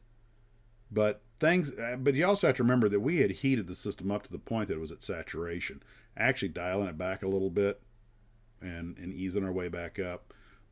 Not an all bad thing. There are some silver linings to that dark cloud, and the airlines are starting to hire again too. We're starting to see the ads for pilots again. So people are making their way back. In the U.S., it's more of a state to state thing. Because I do a lot of Florida, New York, and I'm not flying between cities. I'm flying between two different worlds that have two entirely different attitudes on the world situation. Come down to Florida, people are hopping off in flip flops with sun shirts on, yeehaw, and maybe wearing their mask and going through the terminal. That's it. You get off the plane in New York, and I mean, uniformed National Guard are standing there waiting for you. It's like, ooh, where did I just land? And my understanding is it hasn't made a nickel's worth of difference. And oh, by the way, tomorrow I have to go get my second. And then I go back to work a couple of days after that. So that's half of our customers. But it's just one nice thing about bouncing around the country is you see the different way people approach things, and some places it's like nothing changed, and other places you feel like you've gone into some sort of Orwellian dystopian nightmare. And Oh, by the way, our airline just announced they're going to start going to Canada finally. What took them so long? But if they're going to like Alberta or someplace, I thought they'd be going to Toronto. But well, my equipment's not doing it, so. But it's nice, know that we do go there. Let's see. Now, the other thing I thought we would talk about, I would tell you why I hate the space shuttle. Built this a beautiful Saturn V, the old vintage Revell kit. Thought we'd talk about Apollo here.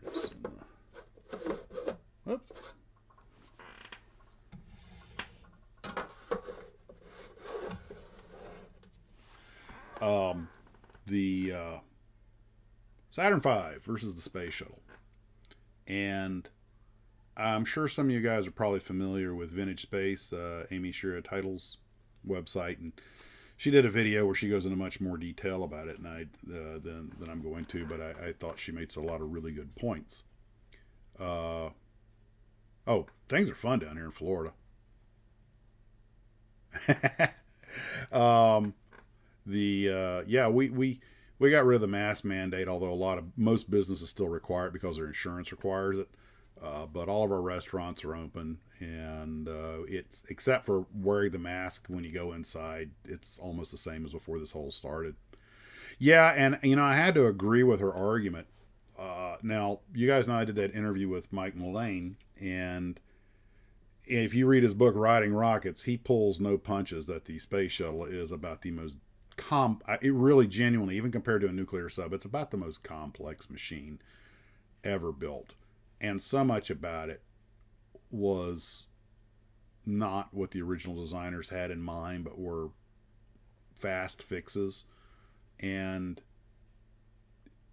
you guys are probably aware it holds the record. It's the most dangerous platform ever put into space, or I should say, it's killed more people than any other space-going platform. It was no, you're absolutely right, Steph. It is exactly a workaround project.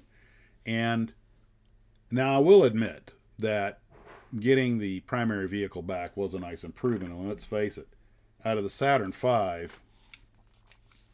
the 363-foot tall rocket, and come on, probably should loosen this up earlier. Yeah. That's what we got back. A 7-foot tall capsule with 3 guys and a bag of rocks. So you go from, having this magnificent rocket. Oh, there's a picture of it right there. I'll need to be doing that. You go from having this magnificent rocket to getting this back. That's definitely a lot of waste. But with the exception of Apollo 1, which never left the pad, they never lost.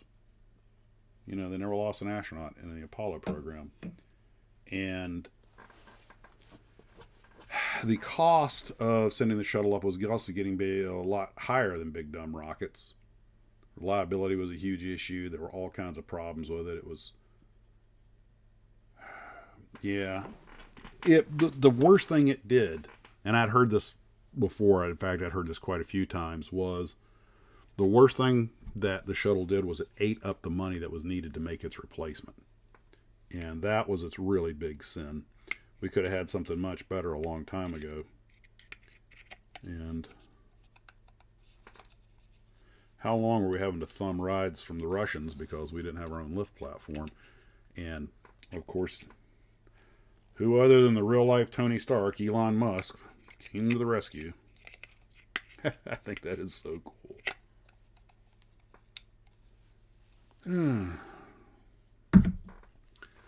But I have a feeling that he's going to do for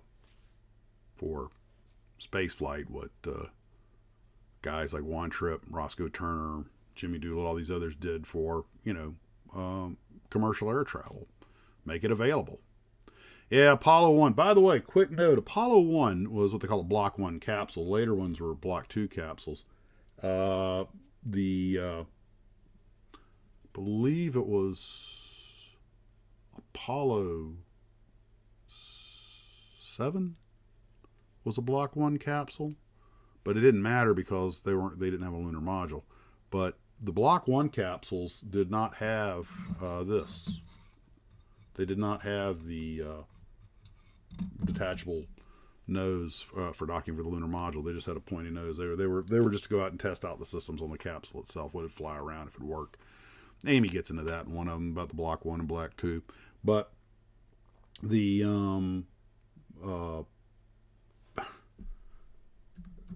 the more, I was reading the book Rocket Ranch and everything, and the more I read about this, the more I'm amazed how both ingenious and almost diabolically complex it was, but it really was pushing technology. I mean, we had the advances of computers alone have more than paid for the entire program.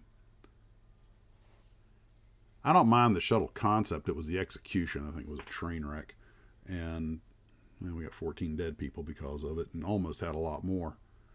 This is where it kind of like when we're talking about Eastern, how personalities. This is one of the problems you have when you have people who are like, you got a management team that has a goal and an engineering team that gives an engineering team a goal.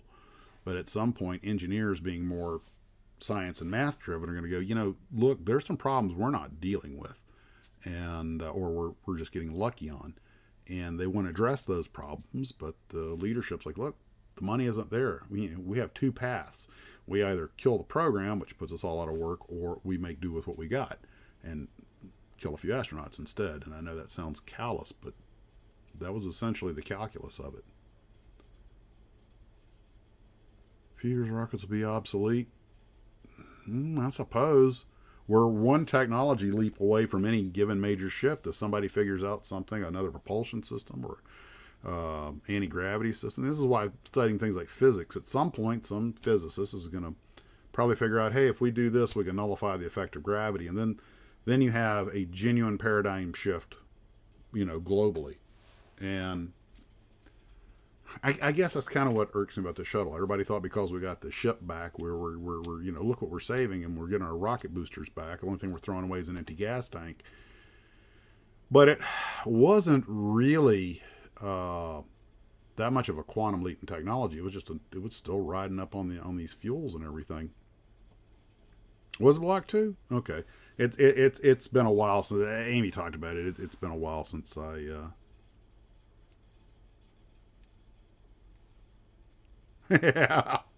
Work it out. Handle it, Roy. Handle it.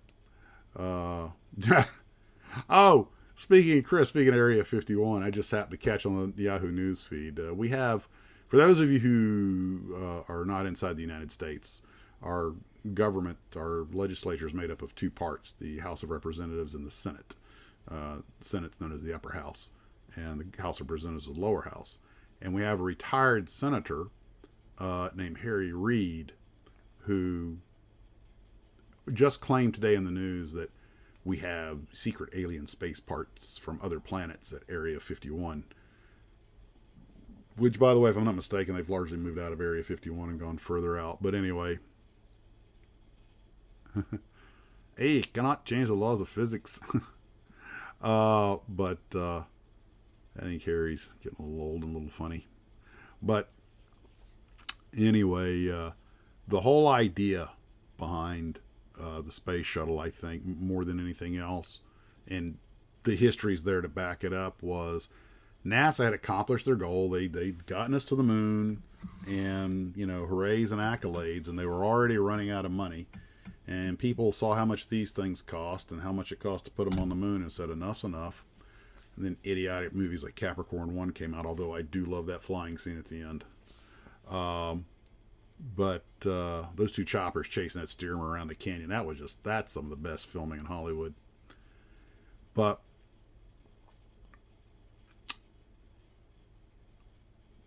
I'll just read a couple of notes here real quick.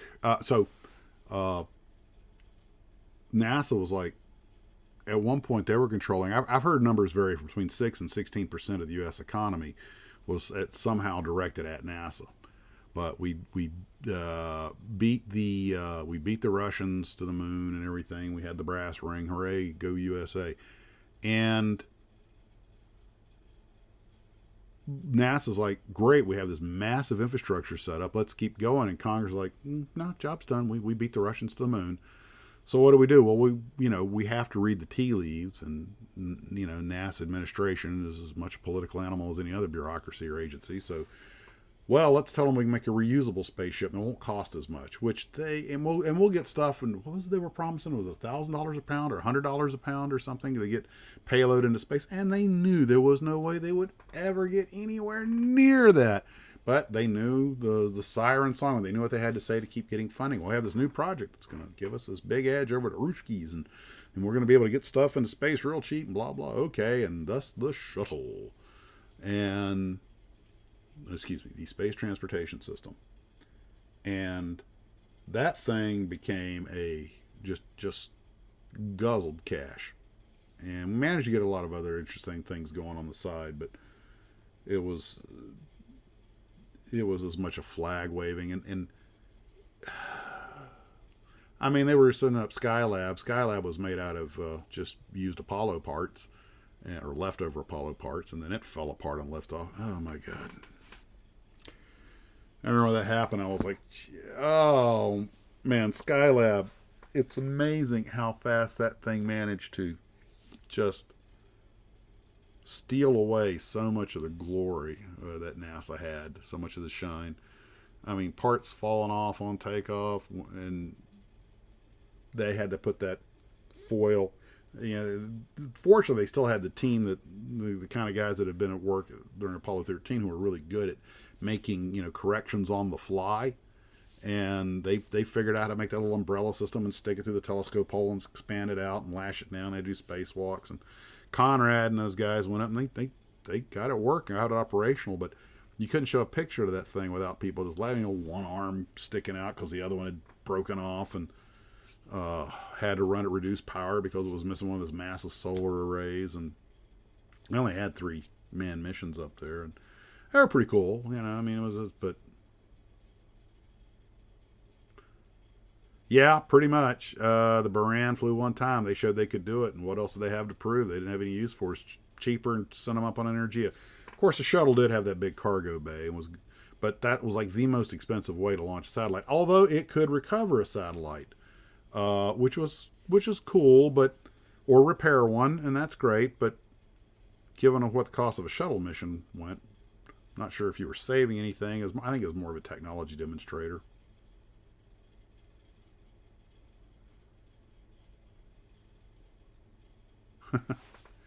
Well, you never know what somebody's seeing. I did fly CRJs for a while. I flew the Canadair product for a couple of years, then I flew the Embraer 145. Now I fly the 190 with a different airline. But I really like the Canadian products. Really good. Our company just flew its first revenue flight in an Airbus 220, which, as we all know, is actually the Canadian CJ300. And very popular airplane with everybody that's operating them. And I'm not sure, but I think I just saw my first model of one somewhere.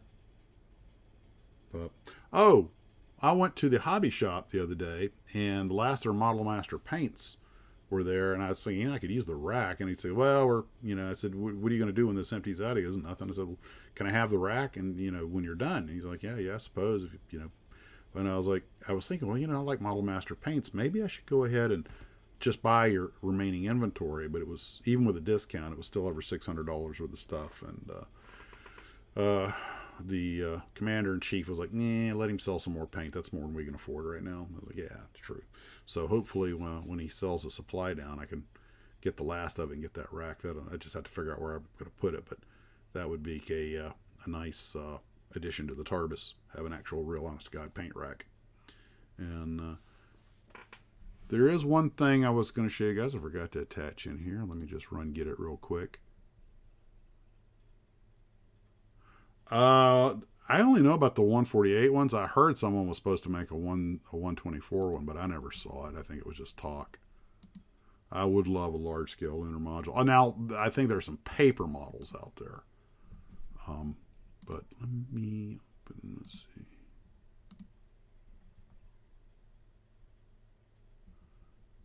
Which picture is it?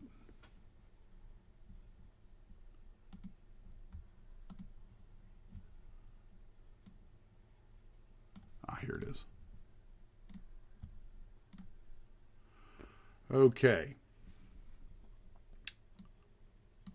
Even though I was never actually able to thread the needle through that turnbuckle, what I did was I took the rigging wire and wrapped it around it and just cinched it down just at a half hitch, and cinched it down and put a touch of glue on it, let it harden. And this of course is super zoomed in so you can see it, but it actually worked well. And I'm sure there are other people who thought about that before me, but I just think that would be that's going to make a nice rigging technique when I use turnbuckles that are a little bit too small for me to thread them. And something else that popped up along these lines, of course I still have plenty of work to do on the Felix though, which I'll probably get out to this afternoon a little bit.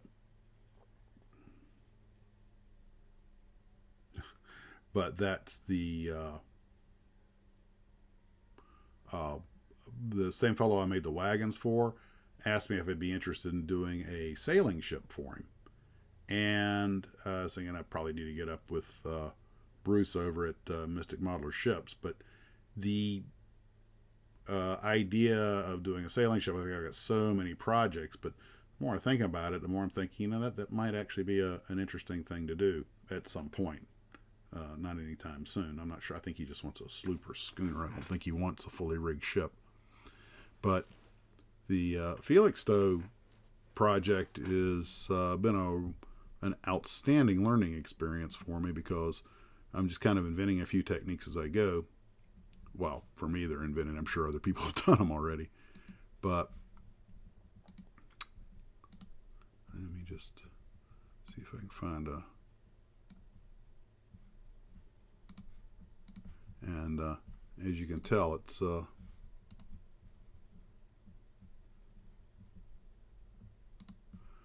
that's just the center section rigging right there, so I still have a ways to go. But I did manage to get the left side done. I just got to finish up the right side. Let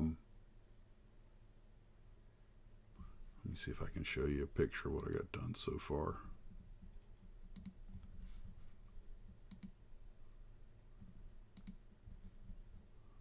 Let's see, do I have a good photo of it?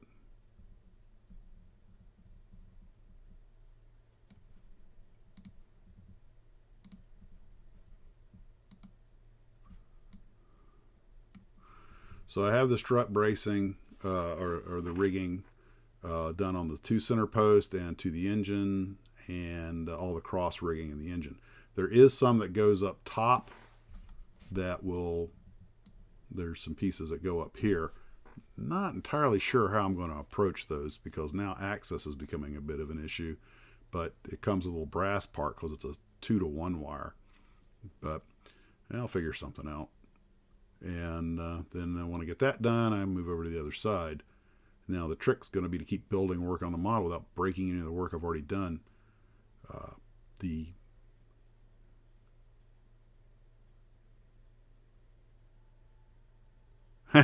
Yeah, I wouldn't mind taking another joyride in the Mustang. That was fun. I'm happy to report that my better half finally realized that I really would be happy with a convertible. So when we do buy another car, she's not objectionable to it. So I will get my convertible at some point, but nah, not right now.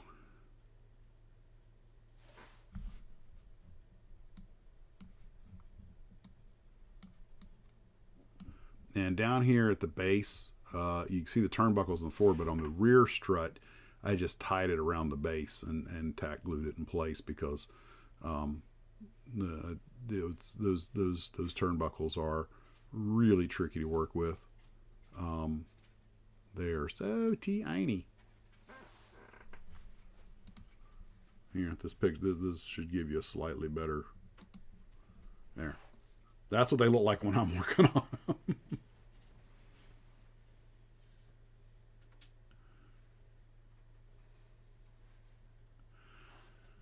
Now, I also have to get some more paint. I ran out of that deck tan I'm using for the bottom of the airplane, for the bottom of the wings and everything.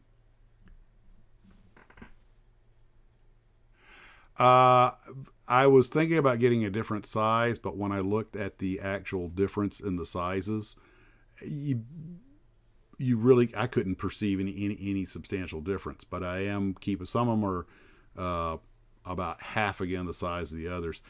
For the thicker ones, I'll probably use the Easy line. I have some of that left, and it's a little bit bigger than the wiring thread. You actually need about 4 different sizes of rigging. Actually, this is a silver knitting thread that was sent to me by the same person who sent me the gas patch turnbuckles. And I'm probably going to order some of the larger turnbuckles for other engine mounts. Just work on them, see how they go. When you look at the pictures in the book, it makes you want to cry. The guy did such magnificent work. Oh, it's huge. I showed it to my wife yesterday with the wings laid out beside it. And she was like, yep, that's going on top of the cabinet. Because there's no way it's going to fit in it. And when I'm done with this, well, gosh, I've got so many other models sitting there. Oh, let me see one. I managed to get all, except for the 2 biggest kits, I did manage to get the models off the floor.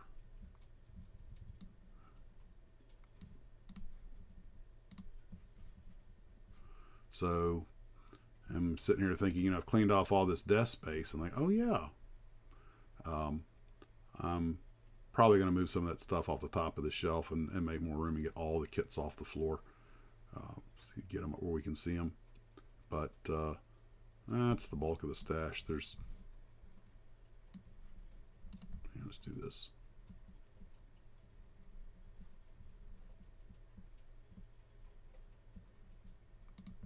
There you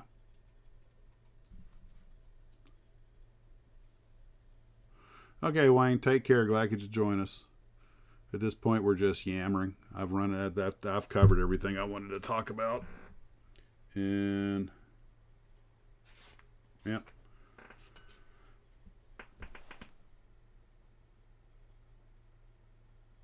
No, no, I didn't, because you couldn't see it, but there was no reason, because it was completely invisible. But I had talked about, if I ever by some miracle came across another one of these things, what I would do is I would build the internals, completely wire them, and then I would build the model as an empty shell and put the internals on display beside it, where you could actually see all the stuff that's inside. And since they give you several additional, because there are different versions of planes, since they give you several additional exterior parts like skin sections, you could partially skin that, but it would still be where you could see everything that's inside, which if I get another one, that's exactly what I'm going to do. Not that I'm planning on getting another one, but although that Edward kit, in fact, you can see it, I think, is it right there in the stash? Yeah, you can see in the stash right there, there's 2 Edward kits, Albatross, and Mark sent me that Mustang. And depending on how detailed those interiors are, I'm considering the possibility of building them separate from the kit and display them on the outside. Kind of like I did with the Fleet side in that engine. I built the engine, which was beautifully detailed, just went ahead and put it in the back of the truck, like he's like it's his cargo. Since the hood's down, you can't see it anyway. I didn't want to waste all that beautiful detail. Oh, I love The Grey Waldo Pepper. I think it's a magnificent movie. And I think it catches the sentiment of the era very well, and it's fun to watch. Oh, I didn't know Rodin did a Felix, though. I do recall that I did see another one. I didn't know it was a Rodin. But I just kind of feel a little bad when you go through all the trouble to build a model, and then the you don't get to see all that beautiful work that someone did.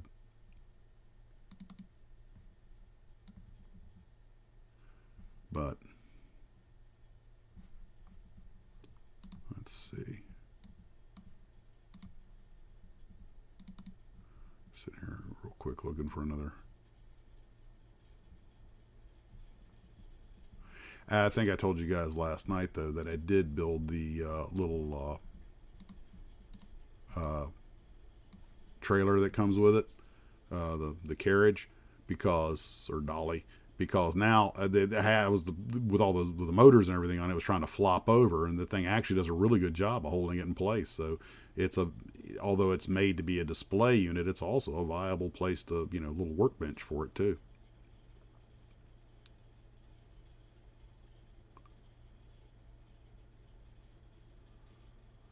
They really do. I have got to give. There is something I didn't write it down, but I had thought about talking about it. Some of you guys had made some comments on this, and I had read some other stuff about why wingnut, kind of the real reason wingnut wings went away.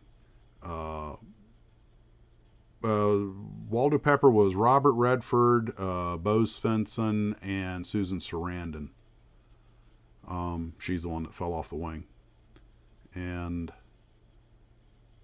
Bo Svensson, I'm pretty sure it was Bo Svensson was the other pilot, and of course Robert Redford was playing Waldo. That was a Roy Hill film. I've seen it many times. I really think it caught the cinema. Ed, what's his name? The actor that played his brother. Forget off. He's a character actor. We've seen him in a whole bunch of stuff. Edward Herman, and.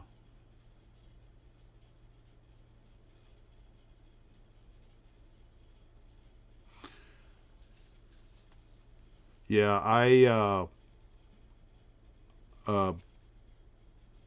Wingnut Wings. You guys are probably, what's the guy's name? DeMarco.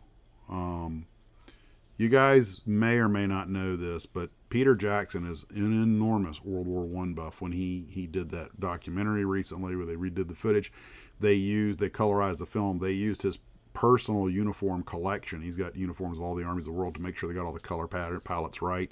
He got people from the correct part of England to do the voiceovers and things because he wanted to get it as accurate as he could. He's a huge World War One buff. Do you plan on that? Well, I don't have one, so I'm not really planning on it. I don't think I have one. I have to go look, or do I have one? I plan to build everything. But there was a guy named, I believe it was DeMarco. He's an American, and he had been involved with old Rhinebeck for a long time. And there's no nice way to put it.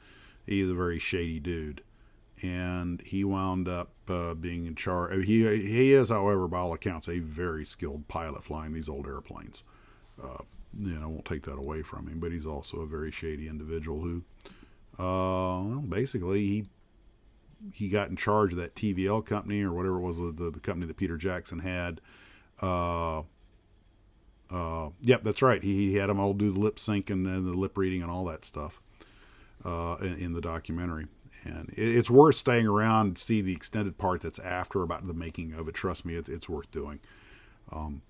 But the kind of breaks your heart to think about it. I mean, those fellows, those photographs, film was probably taken not long before they passed. Putting the sound to it really does change it adds so much life to it. But anyway, he had this company that made the replica World War One aircraft, of which I think Kermit Weeks up here has a couple of them, and then he has the Wingnut Wings. But Scott DeMarco had, in a nice way to put it, I mean, this has already been proven. It's not a matter of opinion. He basically ripped him off and was stealing a lot of stuff. And the guy had a really shady past, and it was a huge embarrassment for Jackson. And he had to sell his Gulfstream and get rid of a lot of his basic pet projects. So the company that rebuilt the World War One aircraft had to close down, and Wingnut Wings got sold as kind of part of that.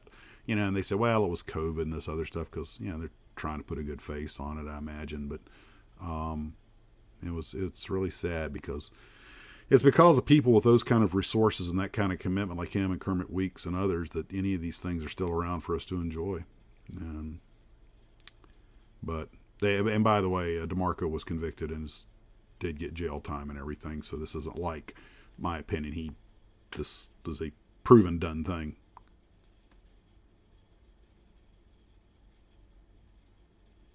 Just reading a couple of comments here.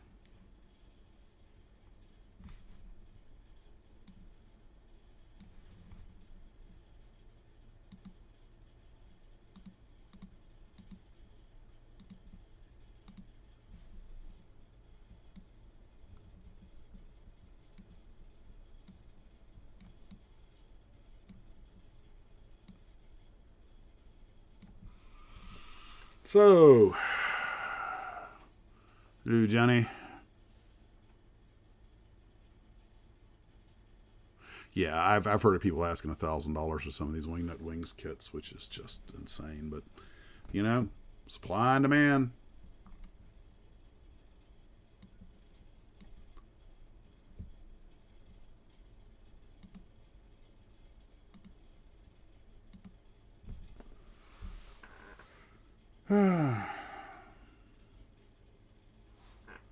So what else have you guys got? Anything particular interest anybody was wanted to ask before we wrap it up for the day? Well, I've got about I don't do them every month. I do them when I get about 130 images, and I've got about 35 or 40 so far. So as the pictures pour in, I'll put it together. That's really not on any of the viewers' builds. Aren't really on any kind of a schedule.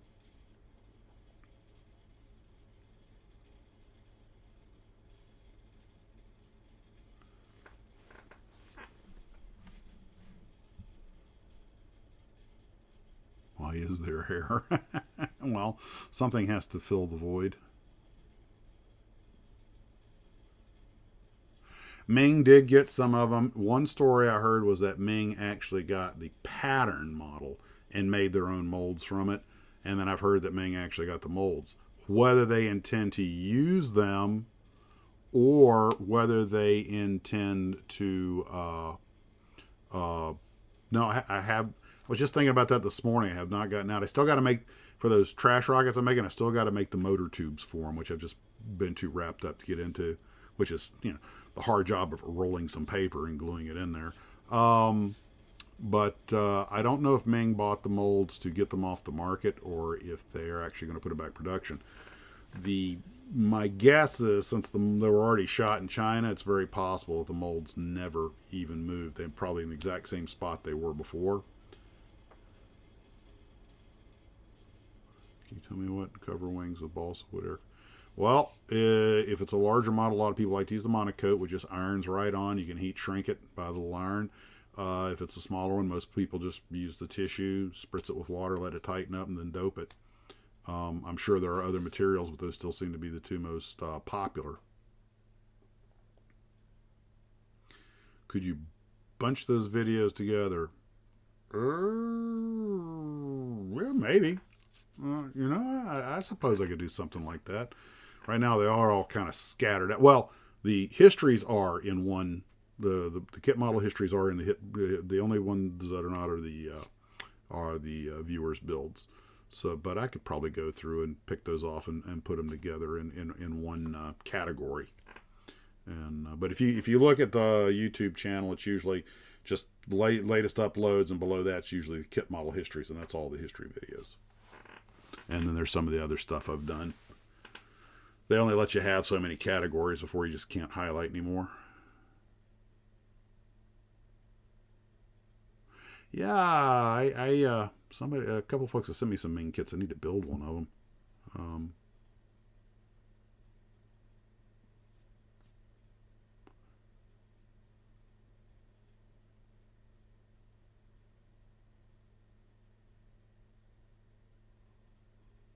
I'm just reading some of them.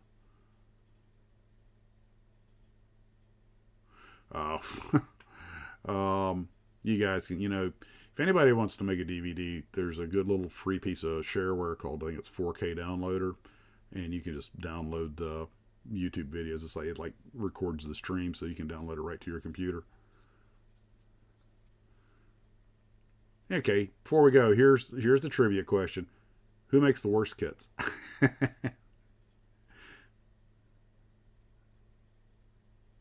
I've used thinned out white glue, and it works fairly well, and it is safer than dope. And I didn't really have any problems with it.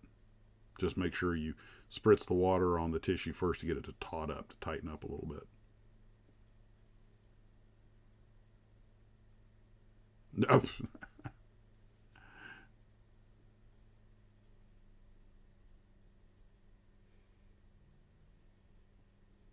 Just send them to maxsmodels@yahoo.com. All one word, Maxsmodels. Yeah, I figured Novo was going to be the first one. And Smear, yeah, I had a feeling that was coming. I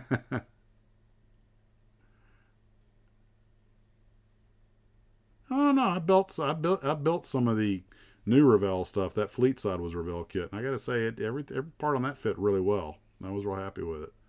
The older Revell kits, I definitely have my issues with. The big 1/32 scale fighters, the canopies never fit right, except for the P40, which is probably one of the best kits they ever made. It's probably one of the best kits that's ever been made. You never know. Lindbergh, that Polaris, the old Lindberghs, I agree. The new ones actually, and well, let me rephrase that. The new ones that are probably molds they got from somewhere else or recut recently. That Polaris was a new Lindbergh and it was good, but kind of depends on which Lindbergh. But I figured I knew Lindbergh and Novo and Smear would probably hit the list. I'm not. The only Mobius kit I built, I think, was the B9 robot from Lost in Space. I built that for my wife, and it was actually I had to do some fitting on it, but it's actually a really nice kit.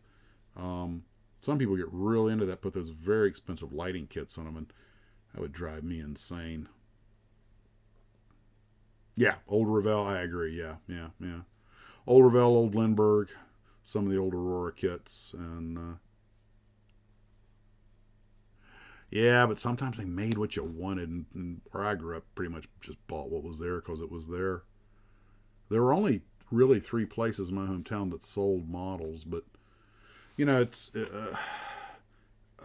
funny. Nick Argento was saying that, and I brought this up in the Glencoe video, I think, is that one of the things that really hurt modeling more than anything else is if you're my age or older, you might remember when you could buy kit models at a convenience store or grocery store. I mean, they were in the sundries.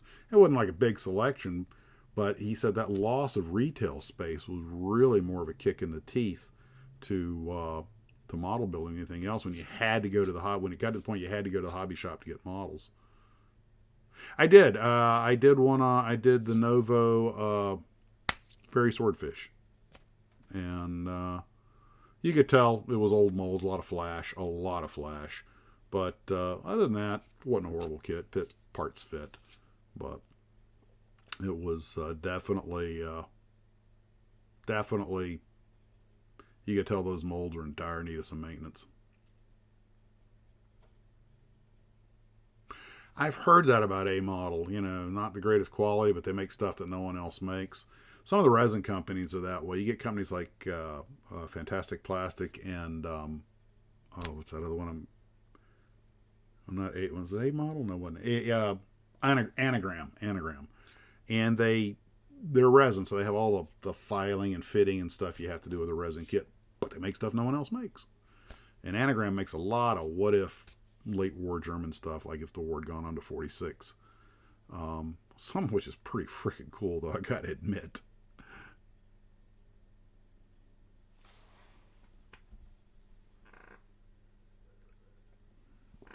Yeah, there's only a couple of kits that I have got to at some point finish that Czech Models Brewster Buffalo. That's about a third built that's been just sitting. I've just kind of been ignoring it, but because I got it and then I realized an entire runner tree was missing, so I was missing a bunch of internal parts. But that's no excuse not to go ahead and finish the model off. I can always make it wheels up.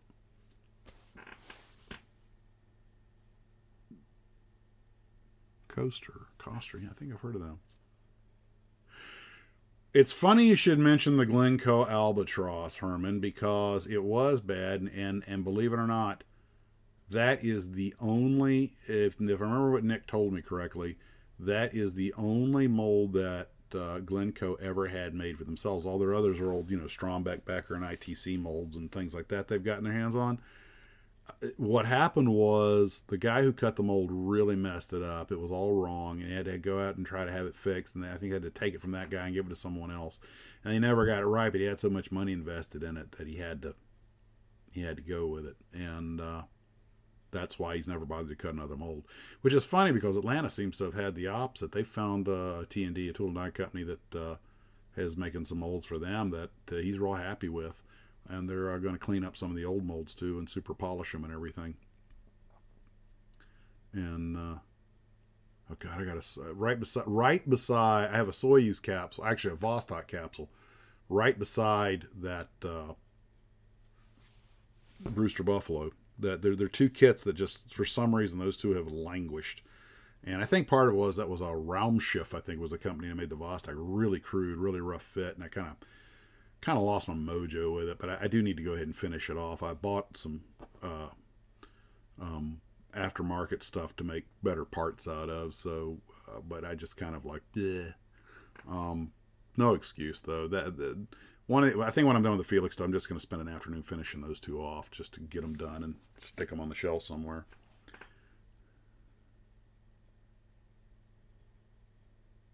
That's an interesting idea.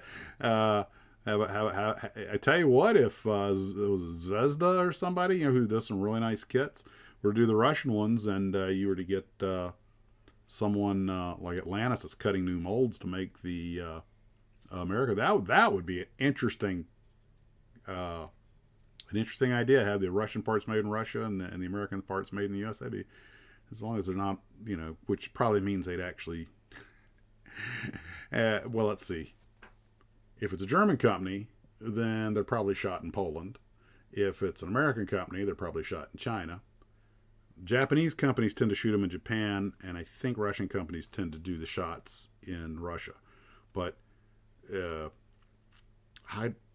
only one company in the United States that's actually, or maybe two, that's actually shooting their own stuff here. And the rest are actually, and even the wingnut wings are shot in China. So, so kind of ask you, what does that make the kit? If Revell has a mold cut and they make it in China, is it really an American-made kit or a Chinese-made kit? Or oh, and then there's the frog kits and the others that are, I forgot where they're being made. I covered that in the video on them. It's either Germany or France. At least they're being done in Europe, though.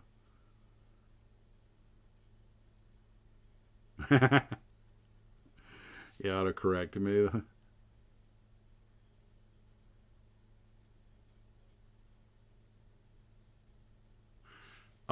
One thing about ejector pins is that I'm actually saving a bunch of them.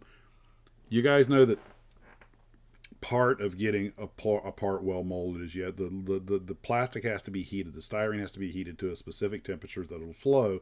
You got to displace the air so that you feel you don't get any air pockets. And Wingnut Wings did a real good job of that. But part of the problem with having these large parts is, and these thin, delicate parts is, I have never seen this many knockout pins on a model before. None of the knockout pins are sticking into the part where they leave a divot or a hole or anything. They're always sticking off the side on a little arm, so you snip them off. But some of the areas where the sprue gets injected are pretty big, so I need some pretty big clippers to remove some of the larger parts, and then you wind up clipping and filing a bunch of ejector pins off. But the byproduct for that is you get this really, really high quality part. And I've actually I don't think I have it with me, but I've got a cup full of ejector pins that I was like, good gosh, I've never seen this many on a model before.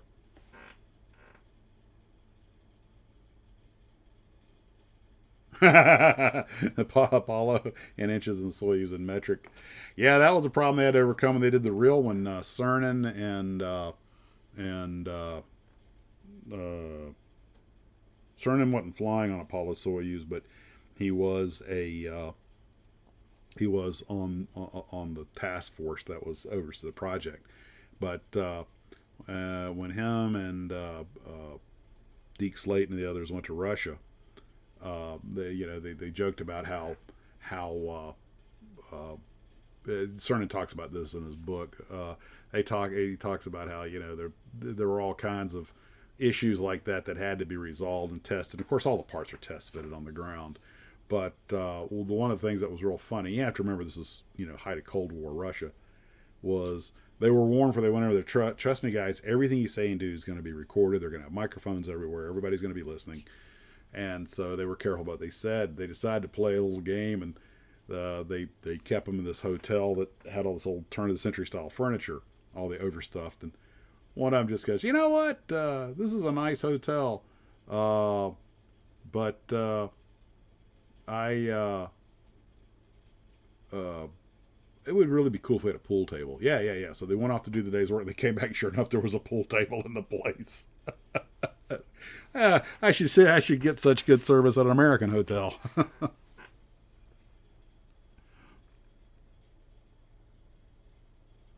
Ah, the Gimli glider. How far can a 767 fly if the gas gauges aren't working? I mentioned Vickers. The big name in old American molding machines was Fellows. Okay. Fellows molding machines. All right. Ah, the phenolic plastics.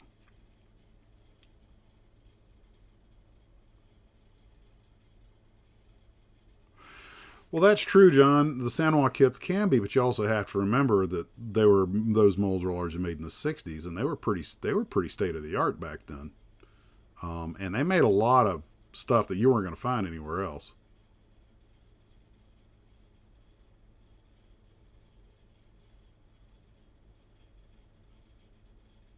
Ah, the old exploded view instructions.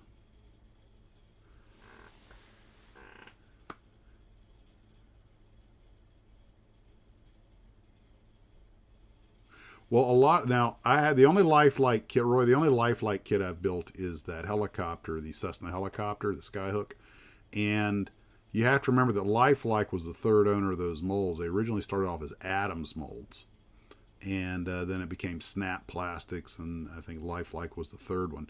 Um,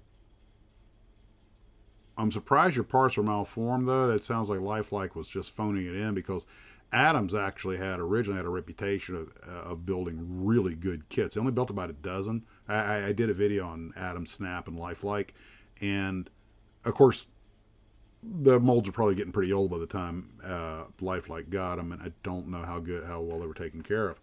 But Adams actually, they were originally a tool and die company, and given they were made in I think the '50s, they really did some nice work. Everything was much heavier gauge too.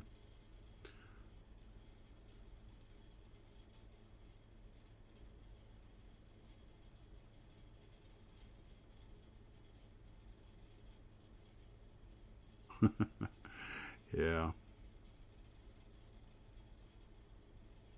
3 runners per part. Well, it does help protect damage. It was old Johan that had the patent where the runners were molded to each other with a framing in between them so they couldn't collapse on top of each other to protect the parts.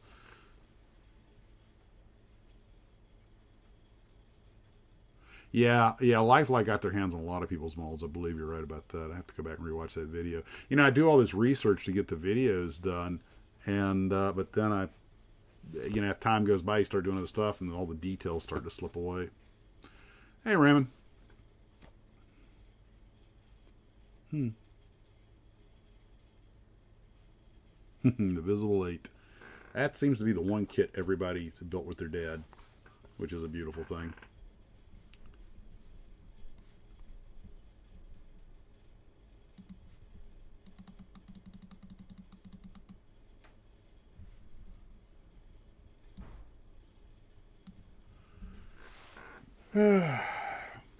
Well, guys, we're about to wrap it up on this end. We've been going a little over 2 hours. Always fun to have these chats. Um, Not sure what my schedule. Am I even going to be around next weekend? I have to get back with you on that. Yeah, Renwall. That's yeah, and that was just Renwall. That was Lawner's name spelled backwards. I always remember their blueprint kit. Something about that box art. It was good marketing because it stuck in your head. And actually, Renwall seemed to have a pretty good reputation. And they're the ones that had all the working features on them. Yeah, Hasagawa, Ming, Wingnut Wings, to me. There really, I think we've just about gone, pardon the pun, gone to the wall with the detail. So, not really much sure that models can get much better than they are. But I suggest everybody grab a Wingnut Wings one so that they can. I want everyone to enjoy the detail of trying to deal with those fiddly little, okay, this fuel pipe goes from this tiny little microscopic pump over to this tiny little microscopic mating point right here. There you go. And I thought the rigging would be the hard part.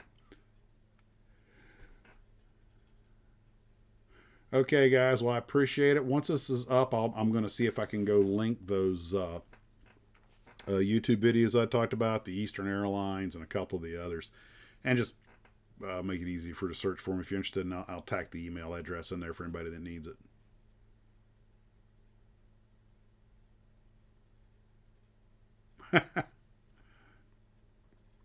Yeah, Squadron going out of business. No, I didn't see that coming, and I didn't realize that their debt was as bad as it was, and that caught me off guard. Everybody kept saying they're gone. I'm like, that can't be. They've been around for forever.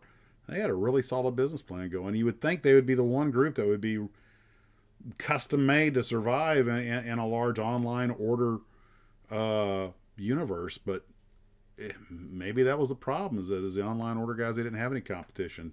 Once they did, it aided in their business. I don't know. And they're not saying. Well, guys, I'm going to sign off. I want to wish everyone the best. I'll leave this up for a few minutes so you can chat with each other. And you guys take care and model on.